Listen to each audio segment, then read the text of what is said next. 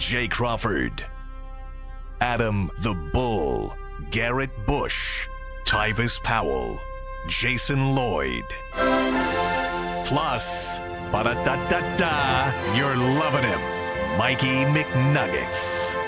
And so many big names, it would take me hours to say all of their names. The ultimate Cleveland sports show starts now. Booyah! Look what they done. We done finally made it. The NAACP awards are back right here, the once a year affair. When everybody goes on vacation, the brothers take over. So guess what? We here, but they didn't put us on TV today because of Paris. It's okay though. But we gonna kick it. What's up, Tyvis? What's going on, man? Chilling, man. Hey, man, I had a good drive up here, man. I had a crazy story yesterday. This weekend was supposed to be the weekend that my wife and I were supposed to just kick it with no kids. Mm-hmm. Yesterday, I dropped them off in Worcester, and my youngest daughter like flips over her little scooter thing. Her teeth goes into her lips and like messes her and like jams her teeth. So she like spent the whole day yesterday not eating and whatnot. Make a long story short, all my plans got canceled. Did you take her to the hospital? No, she didn't need to go to the hospital. See, this is a thing. Once again, this is. By the way, this is notorious. Black people do not go to the hospital. No. They be like, can you move it? It ain't broke. They give you the same test you get when you get concussions for football. They be like, follow my finger. Can you let me blow on it?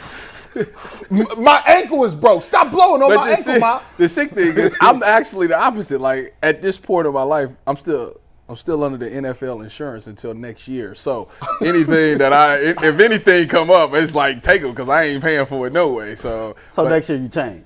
Yeah, next year it's over with. You know? Earl, did you have any family catastrophes where your kids needed to go to the hospital this weekend? Absolutely not. There you go. Absolutely. He's like, that's up with their because mom. like if you could move every limb in your body, you know, it's not hospital worthy. That's not worth a trip to the hospital. But I would tell you this: your kids knew what was going on. See, they heard you and your wife talking. They heard y'all talking all week. Get off my mama. We gonna kick it, right? She knew if I get hurt just enough, it'll cancel their plans, but not enough for like I gotta go to the hospital. So is it the opposite? Like, so y'all got girls, right? So is it the opposite when like y'all doing something? It'd be like y'all's daughters want you to themselves instead of their moms, right? So like me, like it'd be the opposite a little bit. Like we had 3 boys, like so we ain't getting into that. So do your mom be blocking? Do your kids be blocking? Like nah, he with me this weekend. The funny thing about when me and my wife like hug or kiss in front of the kids, for some odd reason, the girls and the dog comes and like jumps in between us to like break it up. It's like a whole thing where like they don't want that to go down. And I just be like, they're like, it is not 10 o'clock yet. Yeah, they like, I'm like, what's going on? I can't love my wife. Nah. Like that's pretty messed up. So yeah, the kids and the dog. Man, my kid's 16 and 12. So like kicking it with dad is not the cool thing. Right. Yeah. But if I see that one word text, I know it's about to cost. If you're a girl dad and you see dad pop up in your phone and nothing else, just be prepared to send that Apple Pay right then and there. Right? That dad text, it costs. Yeah. Ask the chat. They know I ain't lying. That dad text cost. That's crazy. Dad, question mark. No, it ain't no question mark. It's just straight dad. See, now listen. How much? I be doing that. That's how my nephew do me. He hit me up out of nnowhere, and I just be like, how much is it, bro? Because let's cut the small. I hate when people like text me and try to get the small talk. Like, cut it out. What do you want? Yeah. Because that's the only reason you hit me up is because you want something. So get straight to it. What is it? Now, you done already dealt with the proms, right? You done already got the prom game in. Has your daughters went to the prom or the homecomings yet? I mean, they did junior prom and things like that, though. Oh, yeah. See, that sucks. So you got to actually dap these little dudes up and act like you like them. Like you gonna dap them up like, yeah, we like, but no, we not. I think I told you all before. So dap these my oldest daughter, her boyfriend, you know, since she's been there since her freshman year, is the quarterback at Warrensville. So like we not dapping up if your QB like your pass completion percentage is ridiculous.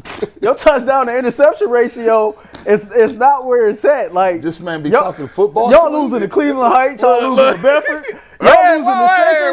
Like, y'all just going out here losing to everybody. You good? What's wrong with losing to Bedford? Man, listen, if the girls basketball team, the boys basketball team, and the track team is out here doing their thing, The football team ain't caught up yet. Listen, I told you. Listen, the thing about Warrensville is Warrensville always has had talent. They just didn't have the discipline. Like, they got athletes over there that could be really good, but for some odd reason, when they get on their field, they lose their mind and the structure is gone, and then you could just beat them just by staying disciplined. Now they getting penalties and whatnot. My thing is, instead of chasing my daughter around, go watch some damn film, man. I agree with that statement. McNuggets, you see what happened when you invite, all black people here? Because here's the thing. We talk about teams we don't even know about. They're like Warrensville. I'm like, where's the St. Ignatius and St. Anne's people at? I don't know about Warrenville and Euclid and Bedford. What is that?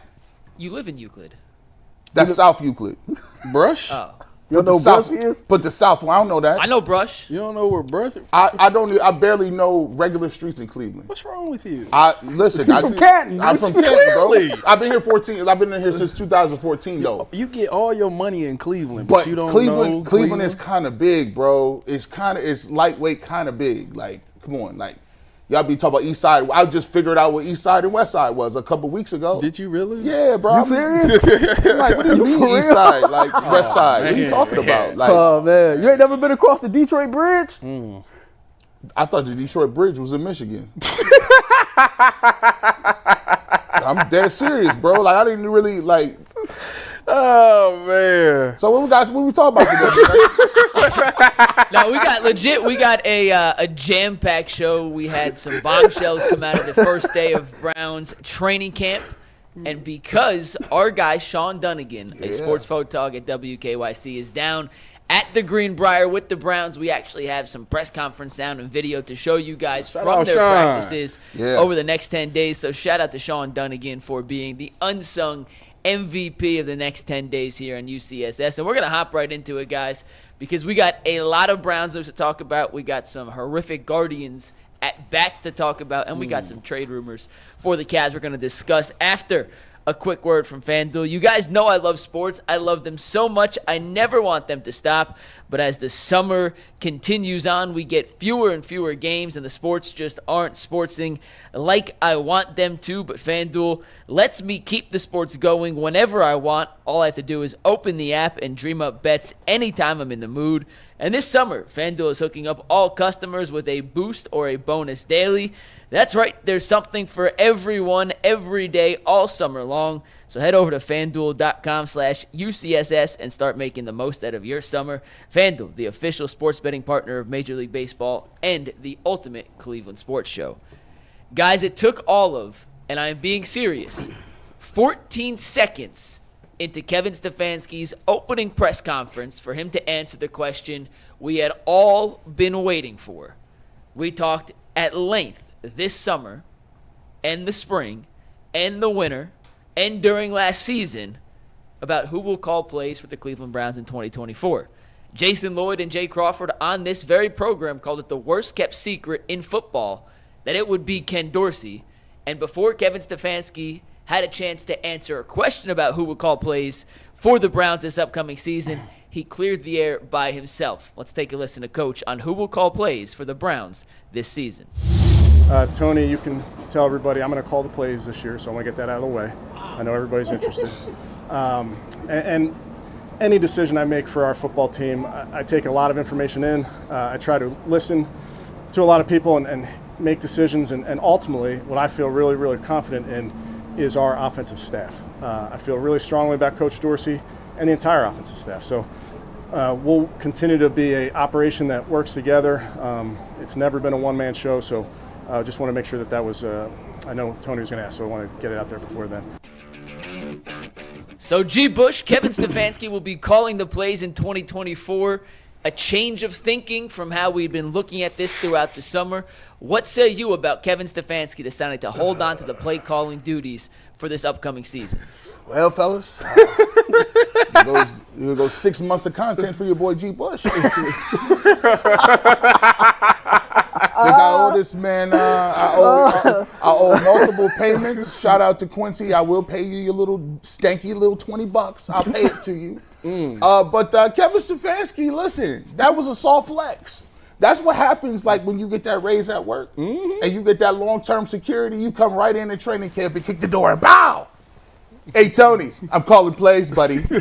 Wow. You tell us how you feel. Like he really was like, just for all that you guys want to know, I heard you all off season. Listen, when you get that backing, they get that contract. He was like, you know what? I was about to let you call some plays, but you was acting up all weekend. You're not going over your friend's house. I'm calling the plays now. I just think like he's going to take, and it's crazy because Ken Dorsey is like, I done cooked up this playbook. I done cooked up all these juicy plays. I done heard Njoku. I done heard Deshaun talking about how great this new package is. Pause. But then the crazy part about it is you just gave it all to Kevin Stefanski. And he like, yeah, thanks for all that homework, buddy. I'm gonna be calling these plays. Tyvus, come on, man. Like, you know what, G? First of all, you just came off of one of the best seasons that you've had as the Cleveland Browns head coach calling the plays. Why would I want to I'm hot right now. Why would I give it up? Like, I'm hot. The team is rolling right now. I do think that we really do read too much into who actually says in the mic what the play is. I think that part is way overblown. Like, obviously, Ken Dorsey's coming in here to help Kevin's offense to get more shotgun, to be more explosive and things like that. The preparation of it is the part that matters the most. When you put out the sheet, like, all right, on 3rd and 10, these is the plays that we can call on 3rd and 10. Yeah. Or if it's 2nd and 7, these is the 2nd and 7 play. Like, that is the most important part of it all. The just picking a play, that's not really a lot that goes into it. Obviously, it's very simple. You just look at it and be like, okay, they're in 2nd and 7. They're usually a cover 1 team, so they probably going to run cover 1 in 2nd and 7. So let's call this play right here because it's perfect for cover 1. Like, that's all it really is. Well, let me ask you I don't this. know why we really read that much into it all. So here's what I want you to do. Next time you're online and you're playing the game, I need you to go and you pick a certain amount of plays. You give your daughter 5 plays to pick from, right? And then she picked the play for you. Okay. And then you run it. Okay. You good with that? Yeah. He's capping. Earl. Why would I be? What's wrong with that? Because when you pick it's a rhythm to picking plays. Oh. It is. You don't. Well, guess who? It's only one person that's gonna have that rhythm. I know. So what are you talking about? I know. Ken Dorsey. I'm sorry. Listen. This is crazy. You about to go with you? You're going to help pick the groceries out. Some of them, and he going.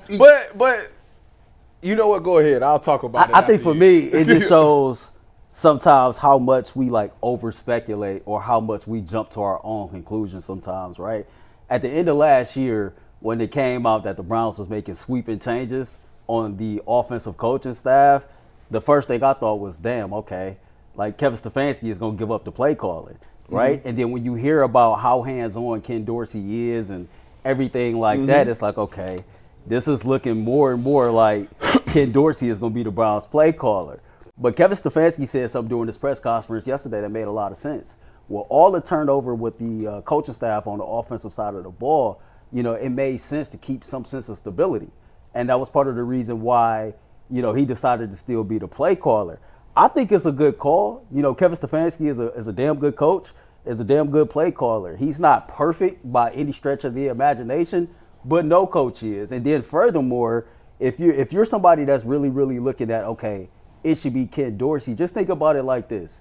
If you gave that to Ken Dorsey right now and Ken Dorsey failed, I just feel like it's easier to give it to him down the road versus to take it from him down the road. Oh, okay. Oh, that was nice. I like how you flipped that. I like that a little bit. I like that as well. I mean, listen, let's call a spade a spade. Ken Dorsey got fired last time he was the play caller, and that was just last season. Okay. And it's now you're with a whole group of different guys that you got to get to know and whatnot. So season is upon us. You got 1 month to try to figure out who these guys are. And, coming off of a season where you just got fired, it's like, you know what? Let me do it. Let me show you how we do things a little bit. And when you get comfortable and, you start making some suggestions, because I'm sure Ken will be in Kevin's ear and he'll say, what you got on this play? What you think, Ken? Kevin will be like, what you think, Ken? And Ken will say something. He'll say a play. And Kevin might go, you know what? Let's try that. And if he continues to do that and it's a ton of success, I can see Kevin later on being like, you know what? You got it this game, bro. Go ahead. I'm gonna step back and you got it this game. So I see what y'all did right there. I kind of like that. That was a nice move. It was a soft pivot. When you look at Ken Dorsey, right? He did get let go of his last job. It is easier to, I guess, come to Ken Dorsey and say, hey, we're gonna ramp you up a little bit, give you some more progressive, decision makings when it comes to these plays, rather than say, okay, you calling all the plays, and it's one of the most highest stakes seasons of all time. Deshaun Watson has to look good. He cannot look bad. He can't afford, like, you ever say, hey, this company is too big to fail. Mm-hmm. Deshaun Watson's season is too important for him to even look a certain way. This season is infallible. Yeah, meaning it cannot fail. You got to look good and we got to win. So Kevin Stefanski, knowing this, because there's a lot of people still looking for that blood in the water. They like, no, listen, here's what we're going to do. If I need to go back to 3 tight ends and play action till they get right, we're going to do that. Like, my back pocket. Right? That's what we're going to do. So I like that. My question to you guys is, do you believe, I'm trying to think in that case, what was the reason for the change? If Stefanski's going to call the plays, right? Oh, that's easy. Was it just they wanted new thoughts and new ideas? Yeah, they needed a new. Obviously, I think it ran its course. It was a thing that they came together. Him and AVP came together every week, and the offense was only going so far. It was only going to look so good. It's never. I don't know under Kevin's tenure. I don't know if our offense ever been like a top 10 offense or not. It's funny that in terms of what types, I'll look it up. But in terms of just overall yards, total offense. Yeah, total I'll look offense. it up. Give me a sec. It's funny he said that because when you look at it, like if you just ran an eye test, right, the offense was effective. It just never seemed like it was overly impactful. Like it didn't not explosive. Like it wasn't explosive. It didn't have a high impact on it. Sure, it got the job done. Yeah. But it was almost like one of those you passing with a C, so to speak. Yeah. Yeah, you pass, but you barely pass type thing.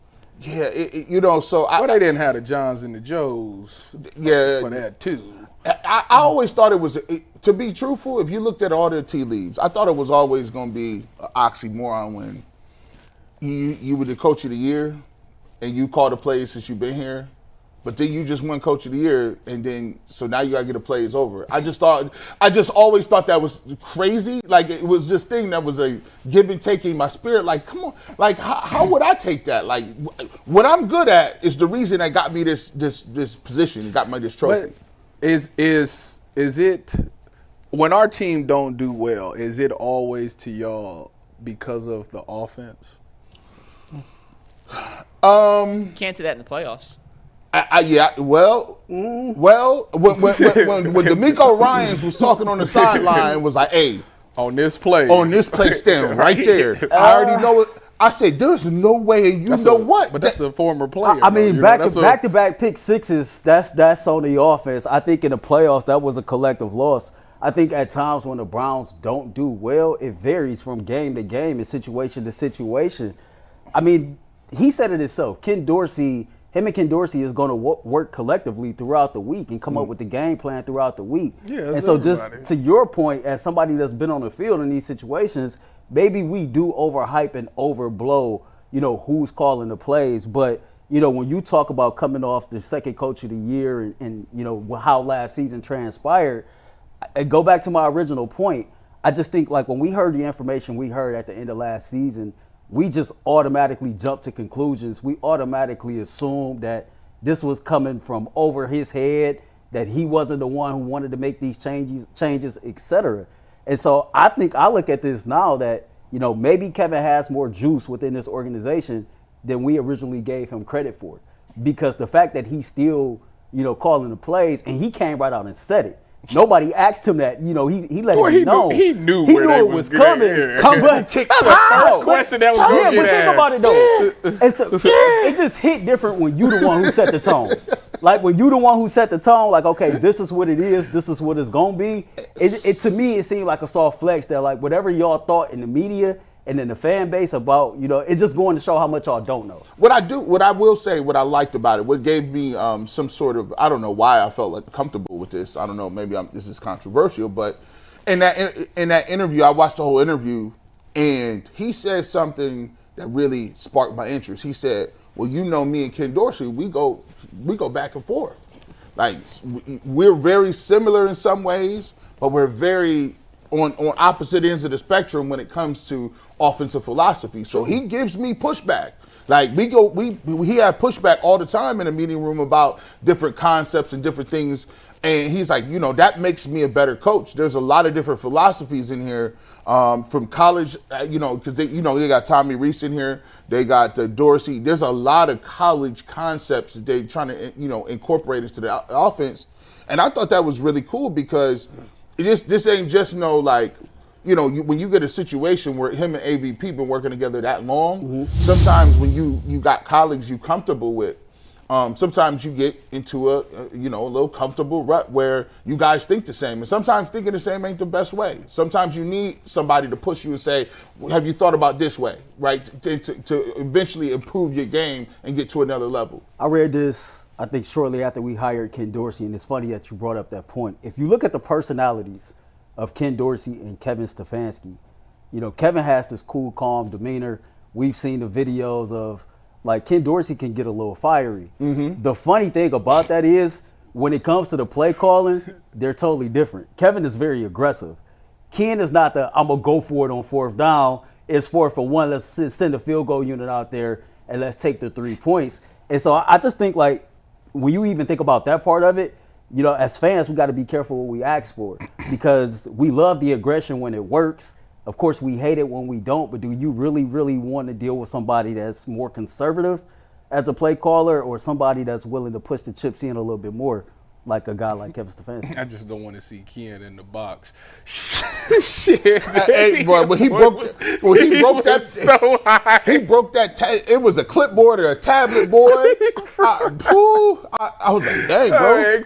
I forgot what happened on the play, but he was high. Josh Allen tried extending the play and ended up turning the ball over, and he was mad he didn't just throw it out of bounds, which is the beauty and the curse of Josh Allen. Tyvis, you asked how the Browns have fared in yards per game under Kevin Stefanski. 16th, 18th, 14th, and 16th in their 4 seasons. Middle of the pack. Middle of the pack. They have yet to have a full season of stellar quarterback play. Yeah, they ain't teams no that finish top of the league in yards per game are all the teams with the best quarterbacks. There's no surprise there. They're able to throw the ball around. Before we move on to the next thing that Stefanski says, I want to put a bow on the play calling conversation. After the Seattle game last year, when they decided to throw the ball and it got picked off with P.J. Walker, Seattle comes down and scores. We ran a poll. Should Stefanski give up play calling duties, right? And 90% said yes. And fast forward to today where we've put a poll in the chat. Are you happy or upset with Stefanski's decision to keep the play calling duties? The answer was yes, right call to keep it, or no, he should have given it to Dorsey. After the game against Seattle, 90% of our YouTube chat said he should give up play calling.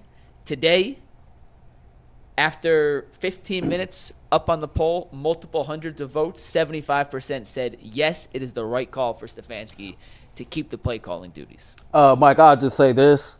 As a lifelong Browns fan, we are very emotional. So asking us 15 minutes after the Browns just gave the game away, should Stefanski give up the play calling, it's not outside the realm of expectation that we're going to vote yes. We are. I said no. I feel like we are the best fan base because of how emotionally intense we is. We don't play that at all. That's why we don't play that. That's why the chat love me. I'm the Duke of Knee Jerk, and those are my loyal subjects. They move around all over the place. You wanted him to give up play call? At that point, listen, from minute to minute during the game, I can say anything. Yeah, you can. Like I said when that play happened, Jamal Adams made a freak play. He made a big time play. I don't understand why y'all I told Mike something that. different. You ain't gonna like this though, right? So we would do the post game shows and we will react emotionally, and then Mike will break down the all 22 film the next day, upstairs getting ready for the show. And after that particular game, the conclusion I drew was it was PJ fault. It wasn't the it wasn't play that call. game. It was the indie game. Okay, The well, indie game. well, whatever game, it was PJ fault. When we go back to certain situations that's like crucial plays or crucial moments throughout the game, right? And he called some of these plays, the Indy game, the Seattle game, and it went left. Like when PJ Walker comes out and tell the whole world the only person I'm looking for is Amari Cooper. Well, I mean, how is that on Kevin Stefanski when you got Jerome Ford standing right there at the first down pass wide open? I will say this so we can move on. There are certain times where when you see it's PJ Walker in the game, every coach knows there's limitations to certain players. You can't dial up certain calls for everybody. We gonna stop. Everybody this. can't get stuff dialed up for. But if it's more than Listen. one person open and he tell you all I see is number 2, Hey, listen, where that camera at? Which one is it? Listen, camera 2 I like Amari. never said Phillip was perfect. The problem is y'all think Phillip is perfect. He has mistakes. He makes flaws. He has flaws. Listen, when in doubt, and y'all are hypocrites for sitting here saying this. When in doubt, last year on this team, when you gotta have it, who you looking for? Stop it! Y'all need to stop. Y'all did the same Hey, thing. Mike, can you check I don't this? blame me. Y'all all done play high school or backyard football, and you like, you know what? The dude could be quadruple covered. That's my dude. I'm going to him. That's exactly what he did. What's up, bro? We won the game against San Francisco without PJ Walker completing the pass on that final drive. Is that accurate? Yeah, he was 0 for 5 on the final drive. What you talking about? What you talking about is Mike irrelevant. Hey, Mike, that was cold right That's there. irrelevant. Last thing on the play call, we're going to move on and talk a little bit about the injuries on the defensive side of the ball. Kevin Stefanski earned the opportunity to get a head coaching position by being a play caller in Minnesota and showing his prowess as a play caller. He's won 2 Coach of the Year awards in Cleveland calling the plays. To me, it never made sense for him to end up giving up that responsibility. And frankly, although I thought it was going to go to Dorsey, that's what all the tea leaves were telling us, I'm glad that he's going to have the opportunity to show what he can do with new weapons on this offense, with a hopefully healthy Deshaun Watson, and see what we can execute out of this. All right, guys, we're going to pivot to the defensive side of the ball after a quick word from eBay Motors. Passion, drive, and patience. That's the formula for winning championships. It's also what keeps your ride or die alive. eBay Motors has everything you need to maintain your vehicle and level it up to peak performance. Superchargers, roof racks, exhaust kits, LED headlights, and more.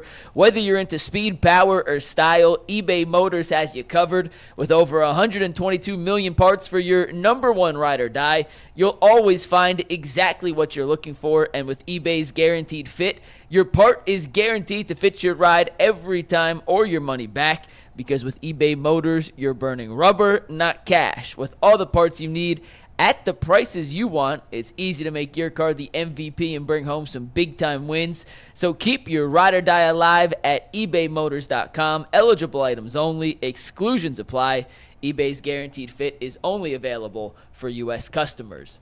The other bombshell Kevin Stefanski dropped yesterday during his introductory training camp press conference was that Greg Newsome and Dalvin Tomlinson are both out for an extended period of time. Newsome suffered hamstring injury while training for training camp last week. He had surgery. Dalvin Tomlinson will have surgery. It's a knee scope today. Stefanski says he hopes they're both back by week 1, but there's no set timetable. Jed Wills, on top of an MCL injury last year he suffered in November, had a knee scope. He's still on the PUP list. A hamstring injury is a soft tissue injury. Tyvis, off of these two, Tomlinson and Newsome, let's just assume they're not healthy for the first 3 or 4 weeks of the season, just for the sake of this discussion. Who's a bigger loss for this Browns defense if those two aren't healthy, Tomlinson or Newsome? That's a great question. Thank you. I would say Newsome. I think that they did a really good job of bringing defensive tackles. If Dalvin Tomlinson can't go, you just drafted Mike Hall. You got Quentin Jefferson. So you still got guys that you got. What's the guy that got hurt last year? They got Shelby Harris. No. They got Mo Hurst. You got guys. There's a bunch of guys that's behind that you can still plug in. Still some veteran guys that you can plug and play. Newsome gone, you got Cam Mitchell coming in. Cam Mitchell played at, a handful of snaps in the regular season last year, but now you asking him to be a starter and prepare to be a starter. It's different out there. Preseason is fine. He was very impressive in the preseason, and if somebody asks you to come in for a couple of snaps a game, that's fine. That's cool. You could do those things. But when you got to do it for 17 games and you got to prepare, and now your body you are taking a toll on your body. You got to get used to doing those things. And some of these guys in the slots nowadays are very, very good. So I would say that Newsome, although a lot of people hate Newsome and people are not big fans of Gnu does bring energy. Gnu makes plays in that nickel position, and Gnu has been a big part of the secondary. So with that being said, I would say that he would be the bigger loss. I'll tell you what, this big right here. It's big right here. I'm not really scared about the structural stuff. When you start dealing with hamstrings and calves and different things with these skill position players, that stuff lingers for years. Them joints, listen, Denzel Ward's hamstring hurt for 3 years in a row. 3 years. When you talk about hamstring surgery, that's his whole game. Corners don't lift weights. Hey, what? That's not their game. Whoa, don't do that. First of all, we got tackle.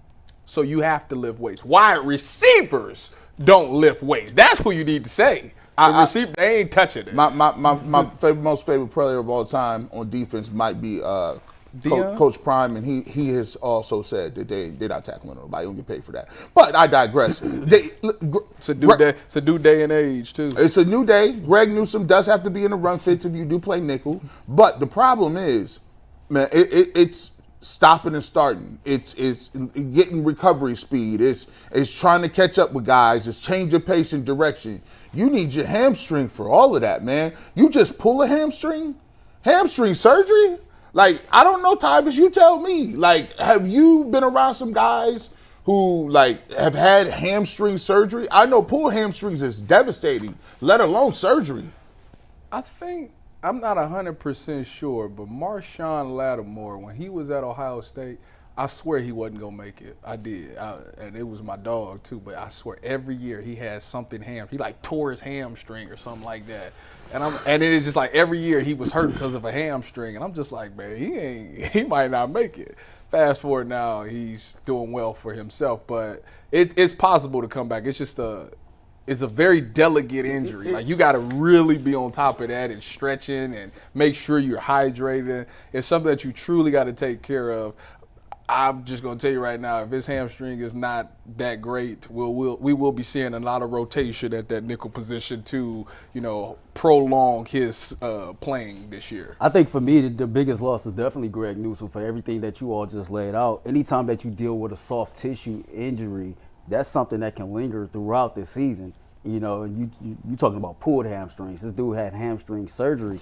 I trust Cam Mitchell to be able to step in and play that slot. You've been corner. talking about him for a while. Yeah, lot of people. But outside of that, the reason why it's a bigger loss is because you got to think about the depth at that position. How many of us on this panel right now can name the Browns' fourth corner off the top of our head? Is it Justin Hardy? The fourth corner? Right. Would it be Justin Hardy? Who's Cam Mitchell? Well, I'm saying with Newsome out. He's the third one now. They drafted Miles Hardy. No, it's Khalif Halassi. So you proved your point. Right. So I guess the point I'm making the Browns are very high on him. This is a guy that they picked up last year, and he was inactive for every game, but he stayed on the 53-man roster. It's gonna be something I'm gonna watch. They are really high on him. It's gonna be something I'm gonna watch. But the point I'm making is if he's not expected back until week 1, and we know the hamstring is something that can linger. When it comes to the depth, I am a little bit worried because it's not like Denzel is known to play a full season, right? Mm-hmm. And so if you can really if you can pencil Denzel in to probably miss 2 or 3 games this year, he going all 17. You see what I'm saying? He's going 17. That aspect of it really bothers me. I'm cool with the depth on the defensive line. I understand Dalvin is more of a run stuffer, and you need him on first and second down. But when you got Mo Hurst and Shelby Harris. Those dudes are run stuffing defensive tackles too. And then you look at guys like Mike Hall and Quentin Jefferson who are pass rushers from the interior. You still got a lot of depth there. But again, with Greg Newsome out, you got Cam Mitchell stepping into that slot corner position. If somebody else was to get hurt and have to miss a game or two, that changes everything. And so if you watch Ultimate Browns is coming up today, by the way. We make our triumphant at 5 o'clock. Make sure you check that out. One of the things I talked about with this defense, because it just so happens these injuries, 2 injuries, and we talk about is on defense. The way the Browns play, I think last year there's a stat that they played man coverage 36% of the time.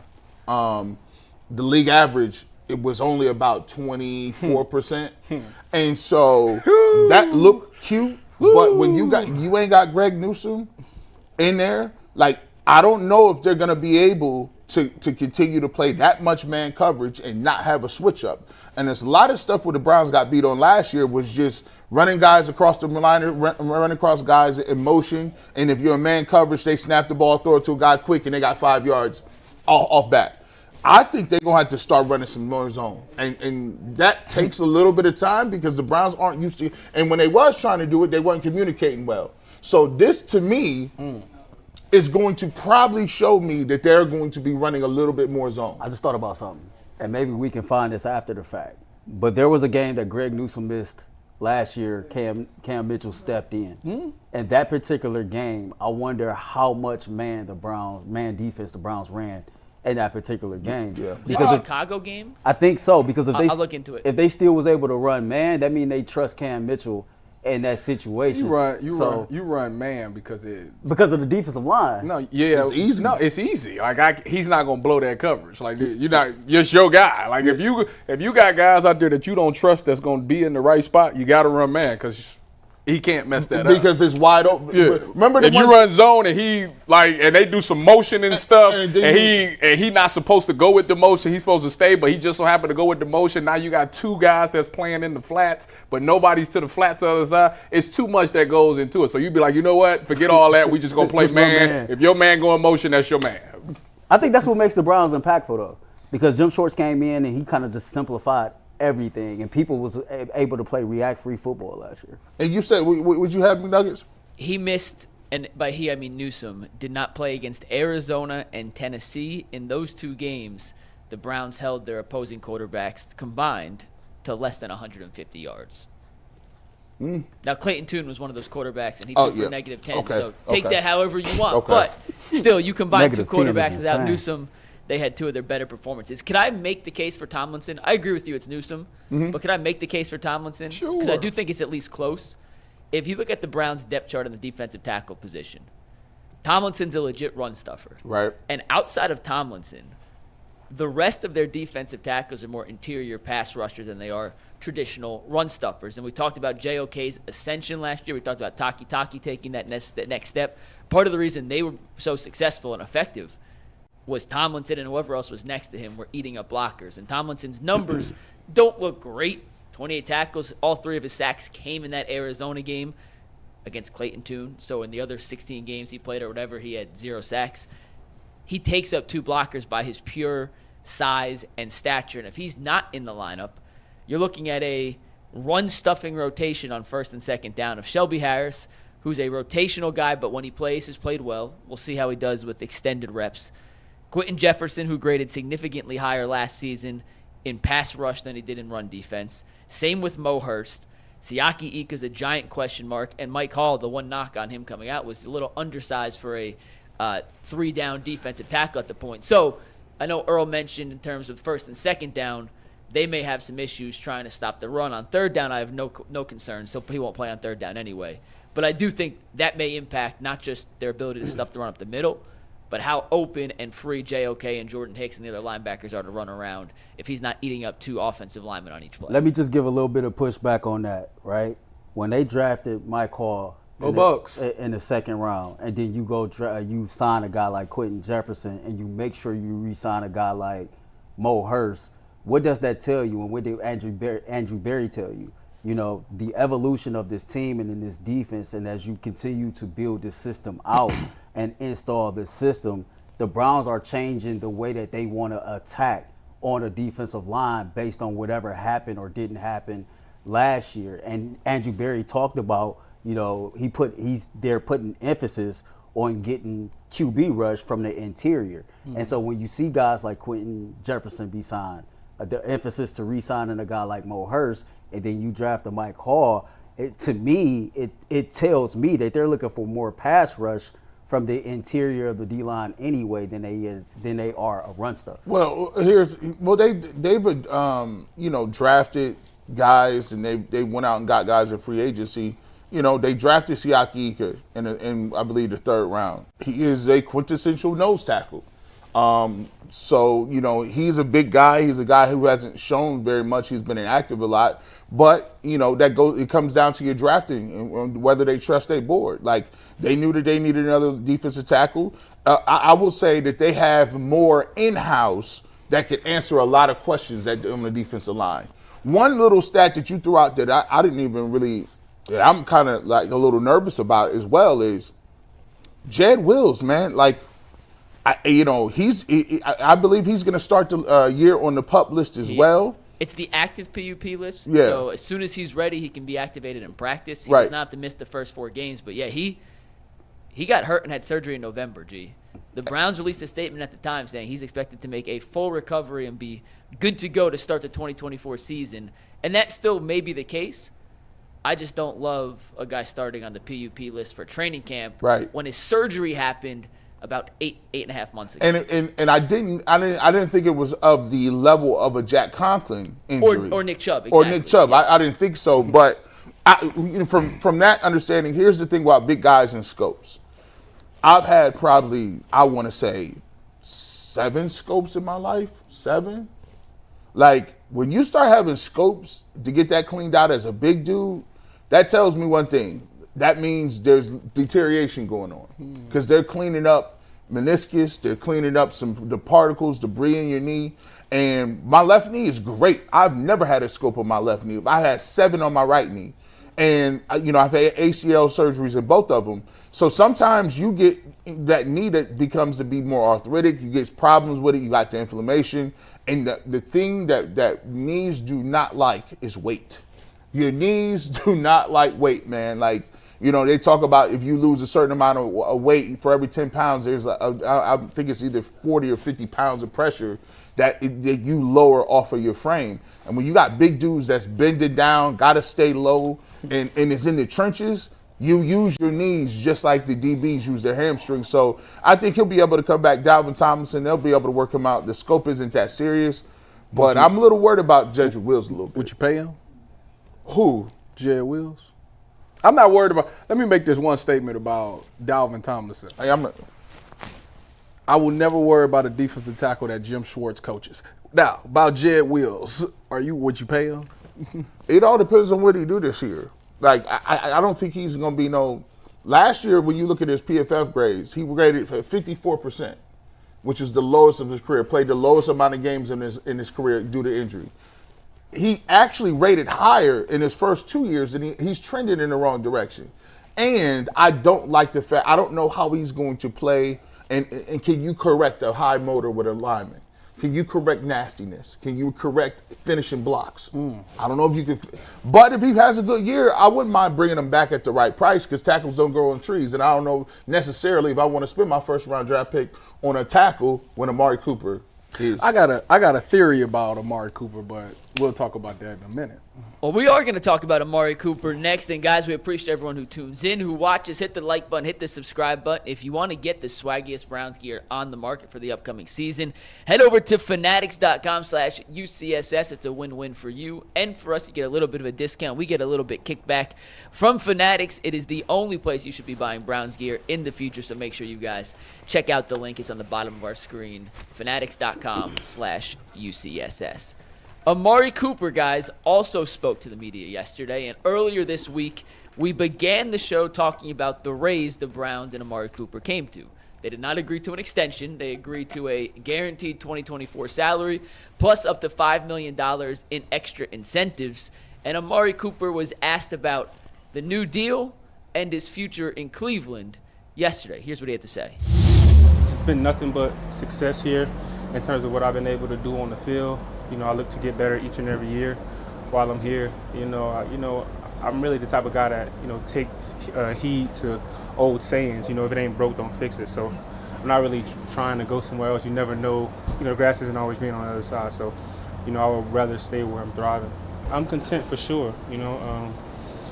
Obviously I wanted more guarantees in the contract. just because I feel like I've earned it. But you know, you can always get what you can always get what you wish for all the time. But you know, it's definitely noted. You know, if I have to go earn it, that's what I'll do. I'm really the type of guy like I don't really like change. I mean, if change happens, which you know a lot of times it inevitably does, you have to be able to adjust and adapt to any situation. So I'm very adaptable, but at the same time I don't necessarily like the change. So yeah, I want to be here. So Amari did not get any additional years added onto his contract, but says he loves being in Cleveland. He wants the opportunity to earn the incentives and earn another contract. Earl, do you think, knowing what we know about how the Browns operate in this negotiation, Amari Cooper as a player and a person, that this will be his final season in Cleveland, or is there a chance he ends up coming back to the Browns for a future in Cleveland? I think the only chance he comes back past this year as a member of the Cleveland Browns were two things. Either he really didn't have that productive of a season and he couldn't really get a better deal elsewhere, or he had a really productive season and he was willing to sacrifice some money or some years just for the sake of staying on this team. I think that Andrew Berry continues to show us how he does business. Andrew Berry search for wide receivers that's a certain age, you know, maybe guys who may not have reached their full potential yet, and he give those guys an opportunity to grow as a member of the Cleveland Browns. I also believe that the Cleveland Browns want to get younger at the wide receiver position, and past this season they have the opportunity to do that, whether it be by trade, draft, or free agency. If you kind of look ahead a little bit, and you look at the guys who will be unrestricted free agents, you know, some of the names on that list is appealing to you, right? If you look at some of the guys that might be coming out this upcoming year, some of those names are going to be appealing to you. And so I think that the Browns have plenty options of how they can go about this, but I also think what happens this season at other positions is going to play a part in that as well. I think that Amari looked at this situation the closer we got to training camp and probably realized that this wasn't going to turn out the way that he thought it would. But at the same time, he just wanted to play some football and go out there and be willing to prove it, whether it be for the Cleveland Browns or for another team. I'm starting to change my mind on this a little bit. Oh, man. And, I mean, I think I changed my mind in a good way. Okay. Like, I think the more and more I hear Amari Cooper talk and the more and more I see his production, you know, I'll be feeling like the grass is always greener at other places. But Amari Cooper is a dude, like, when I watch teams that get to the Super Bowl or play well, they always got a receiver like this. Ain't the biggest in the world, not the fastest in the world. The Patriots used to have receivers like this all the time. You know what I'm saying? But every single time it came down to making a play, he just made a play. And I think Amari Cooper is a victim of his own, I guess, personality. He's not a guy that really says much. He doesn't talk very much. If he had the type of personality that some of the other receivers had with that type of resume, I feel like people would stand up and be like, oh, we got to keep Amari Cooper. To me, I think Amari Cooper might come out here and have one of the best years of his life, right? Say, for instance, he comes out here, and by the way, he was kind of banged up at the end of the year, right? Mm-hmm. He come out here and played 17 games, and we've never seen him with like a really good, solid quarterback in Cleveland. If Deshaun Watson has a good season and he plays 17 games, he might come out here and put 85 catches for 1,300 and maybe 7 touchdowns. And then we're going to say, well, we can go probably like get somebody else, or man, I'm with him. If it ain't broke, don't fix it. Some people don't age at the same way people age. Right now, he aging like a fine wine. 1,200 yards, he dependable, don't say much, ain't causing no ruckus. And when you start rolling it over and you rolling some of these players over, because it's going to be inevitable as the team gets older, you don't know what you're going to get in receivers. They look great sometimes in college, but you don't know what you're going to get. So for me, if Amari Cooper come out here and put up another big year, listen, I'm all for bringing him back. I'm all for it. 31 years old, okay? Like, as long as he's healthy and I don't see any depreciation in his durability or speed, I'm down for it. So prior to this, you was on to get rid of Amari? No, prior to this, I wasn't on to get rid of Amari. That's so harsh. It was a more nuanced Amari Cooper might not be here. Because in that interview, they asked him point blank in that interview, they said, do you think this is going to be your last year here? And he said, well, contractually, yes, it's going to be my last year. But, he wanted more years. He wanted, he's like, I want to be here. I don't, I don't want to mix things up. The thing about this is, it's so funny how before you come to Cleveland, and we're finding this out with a lot of athletes, before they come to Cleveland, it's such a bad stigma about Cleveland. Yep. And then you get here and you realize, especially if you experience some success, it's like, man, I really don't want to leave because, this fan base has embraced you. It's a town that a city that hasn't really won anything, and all they looking for is that opportunity to go to the Super Bowl. And we done did some we didn't won the playoffs. We didn't won playoff games here while he was here. Or did we? No, we didn't. We got to the playoffs while he was here. He's had probably his best single game as a Cleveland Brown. I don't know yards-wise if he's had his best season. And he's played for some noteworthy franchises. He played for Oakland or and LA Dallas. And Dallas. Yeah. These them is two of the biggest fan bases in the world. And he like, nah, I like it here. Yeah, and I feel bad for him because it's just like it's inevitable that the only way I can see Amari Cooper staying here is if he does have an unbelievable season and they realize they can't. They have to have him here. He has to be on this team. Or Jerry Jeudy don't do nothing. Jerry Jeudy don't do nothing, but it's still a name that, and it's funny to me because I was thinking about this last night before I went to bed. It's a name that I feel like the way things work would end up signing with Cleveland, and that's T. Higgins. I think that T. Higgins. I think Deshaun has been on record saying he wanted T. Higgins. And the fact that we just seen it this year in this division. You seen Geno Stone go from Baltimore to the Bengals. You see Patrick Queen go from Baltimore to the Steelers. It's for some odd reason, guys want to stay within the division. And I can see T. Higgins going to I went to Clemson. I don't think he played with Deshaun. I think he came right after Deshaun left. But Deshaun went to Clemson. Let me go back and have that Clemson connection there. And I'll get to see the team that didn't want to pay me twice a year, stuff like that. So I could see the Browns, and then they would take their first round pick, obviously, and go left tackle. But I can see the Browns being aggressive this offseason and trying to get a guy like T. Higgins because you got the route runner in Jerry Jeudy, but you still won't have the outside X threat. And the one thing is we talk about is Andrew Berry likes to get people young and he likes to pay them before they blossom into this big thing. And to this point, nobody's really comfortable with calling T. Higgins just a bona fide one. Nobody wants to say that.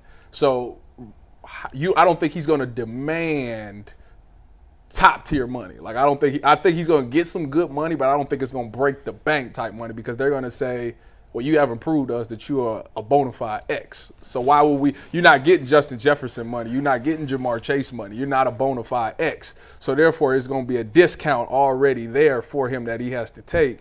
And Andrew Berry's the type of guy to be like, hey, offense is doing well. We're throwing the ball more.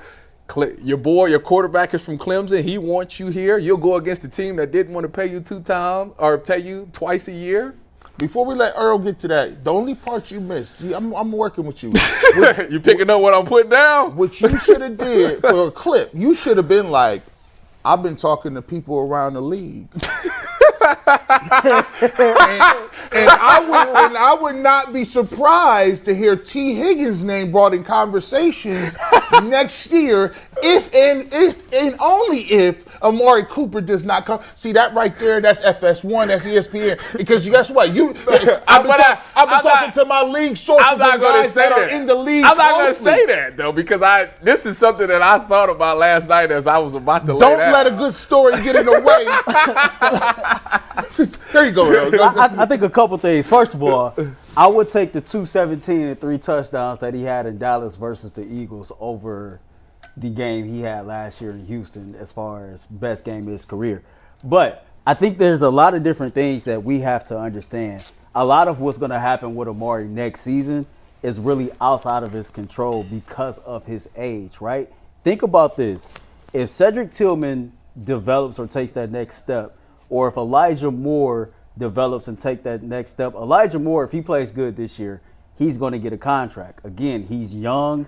If he shows that playmaking ability, it makes sense for Andrew Berry to lock him up for a couple more years. If Cedric Tillman takes that next step, and Cedric is more of the body type and prototype that you will look at as an Amari replacement, so to speak, right? That don't cost you a lot of money because he's under contract as a second-round, third-round pick, okay? So if all those things happen, it really don't make sense to re-sign Amari, right? And then you got to think of this. We talk all the time about Wyatt Teller and Joe Bitonio possibly this being their last year, right? Because of how much money they made. But what if Luke Whippler and Zach Zinter aren't ready? And so what you thought was going to be their last year, now the Browns got to foot that bill for one more year because we all know, and Kevin told you this on draft day, everything the Browns do starts in the trenches. So if those dudes are not ready that's behind the starters, it low-key forces the Browns' hand to hold on to one of those high-priced guards for another year. Then you got the Martin Emerson impact. You got the Jock impact. There's so many different pieces on this chessboard outside of Amari Cooper that if they move a certain way, I just feel like because of his age, no matter the production, he's going to be the odd man out. There's going to be a lot of decisions made. Whoever gets left out, people will call that a hot take, whether it's J.O.K. Emerson, who don't get money. But coming up in a minute, we will talk about some YouTube hot takes. McNuggets got to read, though. Yeah, we got some hot takes from you guys I can't wait to see the panel react to. Before we do that, we have to remind everybody that FanDuel is the official sportsbook of the Ultimate Cleveland Sports Show. You guys know I love sports. I love them so much that I never want them to stop. But as the summer winds down, we get fewer and fewer games, and the sports just aren't sportsing like I want them to. But FanDuel lets me keep the sports going whenever I want. All I have to do is open the app and dream up bets anytime I'm in the mood. And this summer, FanDuel is hooking up all customers with a boost or a bonus daily. That's right, there's something for everyone every day all summer long. So head over to FanDuel.com/UCSS and start making the most out of your summer. FanDuel, the official sports betting partner of Major League Baseball and the Ultimate Cleveland Sports Show. So yesterday was the first official day of training camp for the Browns. So we put out a tweet, we put out a YouTube community tab asking you guys to send us your hottest takes or opinions for the upcoming season. And we'd react to some of them on the show. And we got 5 or 6 that I picked out that I feel like are worthy of your guys' immediate reaction. So we'll spend a minute or two on each of these. And the first comes from our guy. It's not the first one, Steve. Way to fire without taking it. But this is Eddie.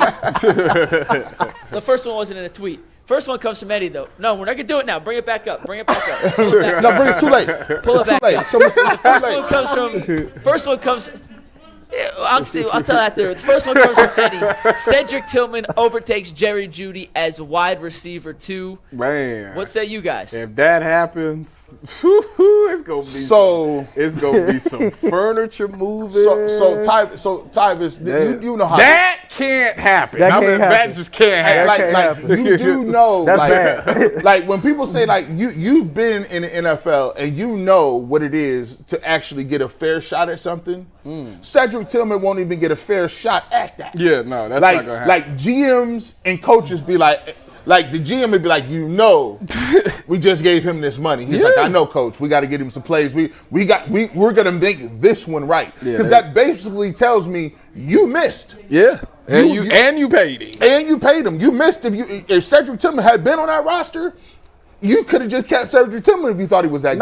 No, you didn't even have to pay Jeudy this Jeudy year. at all. You could have gave that money. You could have delegated that money to J.O.K. or Martin Emerson or something like that. Somebody. And it goes back to the point where it will prove the theory that you never pay somebody before they take a snap for you. So he's not going to get a fair shot. He's never going to get no number 2 that's not reps. gonna happen. Yeah. He's not even going to be over there. That's not gonna happen. Here's what G wanted you to do. I agree with everything Tyvis and G. Bush just said, right? If Jerry Jeudy is overtaken by Cedric Tillman as the number 2 wide receiver, then that looks bad on a lot of people.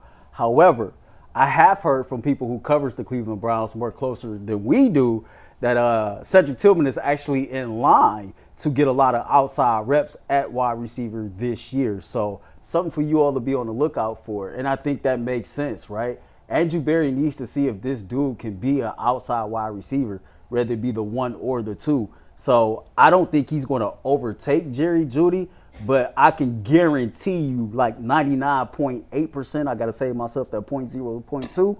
But he's going to get a lot of reps starting the wrap up of training camp as an outside wide receiver. Just watch. I mean, you could play. Yeah, well, I mean that's by default. If you're going off of 3 wide receivers, it's going to be Coop, Judy, and then him because you don't really put Elijah Moore outside. And I mean, I don't know that many. Well, they starting to move big guys in the slot more, but maybe he don't have the. Put it to you like this: let's stop playing games. It ain't happening. He not. There's no either Jerry Judy got hurt. We'll sink this season before he wide receiver. So I'm just telling you, that's not happening. They're not even gonna let you get that off. That's not happening. I just hope my man come back. I hope he spent not come back. Let me take that back. I hope he spent the offseason with Amari Cooper. I thought it's Cedric Tillman. Oh, okay. I thought as big as Achilles heel was route running last year, and I think that if he can get that part together, I think the Browns might have something. He's big, he's physical, he can catch the football, and he can block. He showed all those things as positives when he got the opportunity to play last year. That's why they traded DPJ. As big as Achilles heel is, he can't run routes. You know what I mean? And if he develops as a route runner, it'll be interesting. And again, I just think there's so many ifs and unwritten variables that goes into whether Amari will be back next year or not, man. Because me personally, it's training camp really, I keep saying Mike Woods, man. It's something about Mike Woods. They like Mike Woods. Like, it's something about him. And then for Thrash to start up as high on the depth chart as he's starting off as a rookie, I think Mike, you can pull up the depth chart, but he's higher on the depth chart than a guy like Mike Woods, for a rookie, I think he's like. He's the 6th on the depth chart right now. He's 6 on the depth chart. So he running with the When we did this a couple of weeks ago, I seen him. He was ranked like the 2nd slot receiver or something like that. Speaking of number 2, let's go to the second list. So this is what I was going to do as the first one. Now is the second one. This comes from Alec McCauley. Now, we don't have he's DM'd this to me, so we're not going to put it on screen because I can't put a DM through Social News Desk. But he says, JOK is obviously linebacker 1. But by the end of the season, rookie Nathaniel Watson will be the number 2 linebacker on the Browns. The Browns would so love for that to happen. Yeah. They would love, because then they'd be like, oh, I'm a genius. I told you. Right. Told you so. He got a pedigree, though. That take ain't that hot to me. Nah. It's not that spicy. Gonna be lying. Problem is Jordan Hicks brings veteran presence. He's a veteran leader. He's like a coach on the field. Yeah. So if that happens, he got hurt. Either he got hurt or JOK has become like the new coach on the field to where they don't need Jordan Hicks out there. Or Nathaniel Watson is just good at just calling plays and stuff. But it's a thing that comes with the mic. Like, you got to have the loudest voice. You got to make sure everybody's in the right position. That's a lot to put on a rookie. And you got to hold people accountable. And you got to know how to talk to people. Like, you got to be a cheerleader. Like when I played for the Niners, I think Fred started at Mike as a rookie. Fred was the loudest dude, but it was something about Fred that you knew that he was just different. Like, Fred was on top of his stuff. Fred knew everything. All the calls. Fred made all the calls. He made sure everybody was lined up. And this was as a rookie he did this.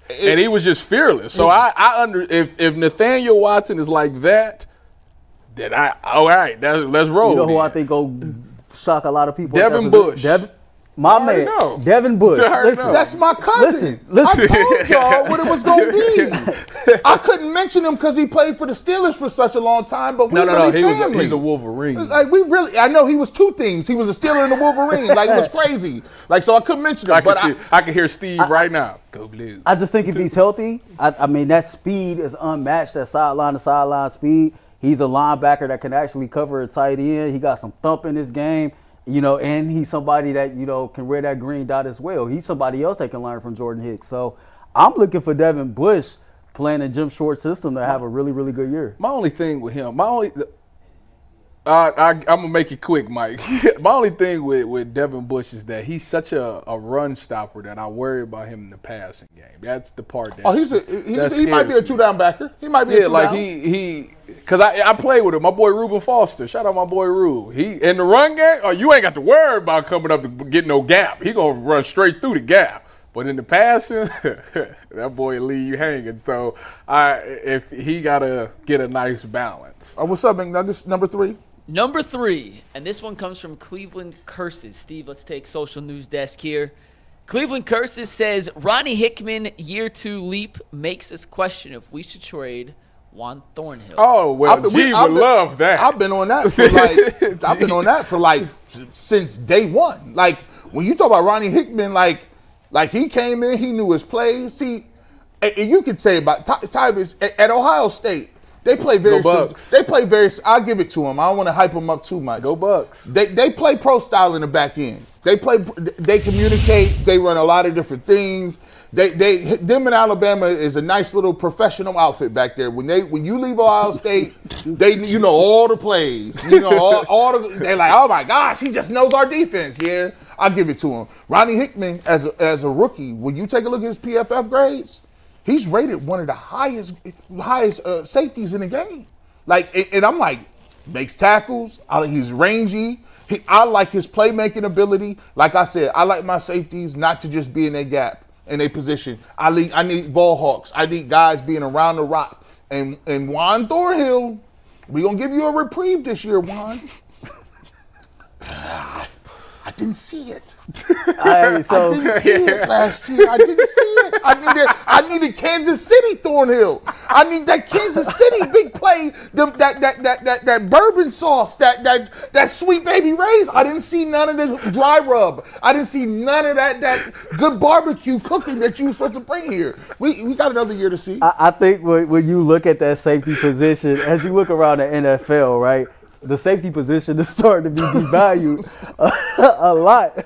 And you like my rib scheme? You like my barbecue scheme? They love the barbecue scheme. It's crazy. I didn't see it. Didn't see it. Knowing how devalued the safety position has becoming, you're right. We gave Juan Thornhill a bag, and we really didn't see return on investment. I think this is another situation that Andrew Berry is looking at. I got 2 young dogs that play safety, and Ronnie Hickman and DeAnthony Bell, that I'm not paying a lot of money to. Let me see if I can get the veterans like Rodney McLeod and Juan Thornhill, you know what I'm saying, to kind of be teachers for just one more year. And if I can move on from Thornhill, I got 2 dogs at safeties that I don't have to pay that much money, along with Grant Delpit. I keep forgetting about Grant Delpit. And he got paid. And so it's like, to see the Browns, for Hickman or Bell to impress that much to move on from Thornhill, that wouldn't surprise me at all. Shout out to DeAnthony Bell. You was talking about my jeans, though. I still ain't forgot about that. Wait till my layaway come back. You know what, though? I got all new clothes for the fall. Just because of you, DeAnthony. Where you at? You know what, though? Around with me. This ties a little bit back into the G New thing. The thing about Jim Schwartz is that he want to have packages where he run those 3 safeties out there. So if G New does miss some and it's a heavy run thing, and they coming out on 11 personnel with 3 wide receivers, but it's a run style. Yeah. I think they'll be comfortable with putting a safety down at the nickel position just for that. Just for that one couple. They have the bodies for it. That's what I'm saying. So next hot take, y'all ready? Yeah. This comes from Matty13 Ice. David Njoku has more reception yards and touchdowns than Travis Kelce in 2024. Njoku finished the season on fire. Will it continue into this season? What say you? That is wild. That is I need that 4,500 from Watson, but the disbursement of the 4,500 is not going to be Kelce-ish. It's not Kelce-ish. It's not Kelce-ish. That's not going. If he get 1,000 yards, Njoku is going to be ecstatic. You do know they spoon feed Travis Kelce, right? He just runs around in circles, and then Patrick Mahomes just throws it to him. You do know that Kelce just it's in his contract. It's crazy. That's not more touchdowns and receptions. Nah, come on, man, stop. You ain't hearing that, huh? No. If that happens, I'm gonna tell you right now. The Browns don't want to. Either everybody heard or we won the Super Bowl. I'm gonna tell you right now, AB would be the best general manager in ever 20 years. It's crazy. It's that's to be able to pull that. I'm nervous about that because he succeeded with Joe Flacco really a lot. And I don't know when, we didn't get to see Deshaun for that long, but I didn't think it was like that. So I got to see. I got to see where they at. I got to see because they wasn't eye to eye when Deshaun was in there. So I got to see it first. Yeah, I believe it with Amari. If you say, Amari Cooper about to jump off, I'm like, cool. If you say Jerry Jeudy about to just career year, all right, cool. He's supposed to progression. But if Njoku get more than Kelsey, I didn't see it. I didn't see it. It wasn't in the crystal. It wasn't in the work for you, boy. I would love for you to have it. You done blessed the show. You done been on. I would love. But man. That's Kelsey-ish, bro. That's crazy. I hope so. Listen, if that happens, I would be like, slow clap. Yeah, like that's what we've been talking. Because the crazy thing is, he's good enough to do it. Can I play devil's advocate here? Yeah. I ain't saying this is going to happen, but I'm just... man. Man. Listen. He's making me nervous. Listen. The Chiefs just drafted Xavier Worthy, right? Okay. And me and Mike was talking earlier this week. Okay. If you look at the front end of the Patrick Mahomes greatness, he had wide receivers that fit a certain prototype. Mm-hmm. They attacked offensively differently, right? That's one variable. The second variable is let's not act like Travis Kelce is still the same young pup he was 4 or 5 years ago. Eventually, like his age is going to catch up to him. Eventually, the production is going to start going the opposite direction. Here it is. Njoku said the offense with Dorsey is juicy. So maybe Ken Dorsey got a lot. I'm only going to let that go a couple more times. Continue on. I'm just saying, maybe Dorsey got a lot in store for Njoku. Now, it ain't a high chance that it'll happen, but because of what's going on in Kansas City, it wouldn't really surprise me if Njoku did it. Because in his defense, I know he didn't do it with Deshaun Watson, but if you look at the last 3 years, he's literally went up in receiving yards every single year. I think he's been about the same in touchdowns, but it's like he's gotten better no matter who the quarterback has been. So I can only think in my head a full season with Deshaun, maybe they'll get on the same page. So this is my pushback to your pushback. Okay. Is that everything you said is valid, and having those speedy receivers with Kansas City is great. Don't you think that makes Kelsey's spot even better because they're going to push the field vertically, which means he can just all right, but one-on-one. Peep this. All of us in this room. And then lastly, okay. I just said with PJ, when you gotta have it, who did he look to? When they gotta have it in Kansas City, PJ looked to Amari and when they gotta have it in Kansas City, who is Patty going to? That's true, but here's some more pushback to that. All of us play fantasy football, right? The only thing gonna mess him up is the Swifties. So we kind of track player stats and what's going on from game to game a lot. There was a lot of games last year if you go back and you just Travis watch. didn't do nothing. He didn't do nothing, and so I guess my pushback is knowing that Mahomes is a dog, Kelsey is a dog.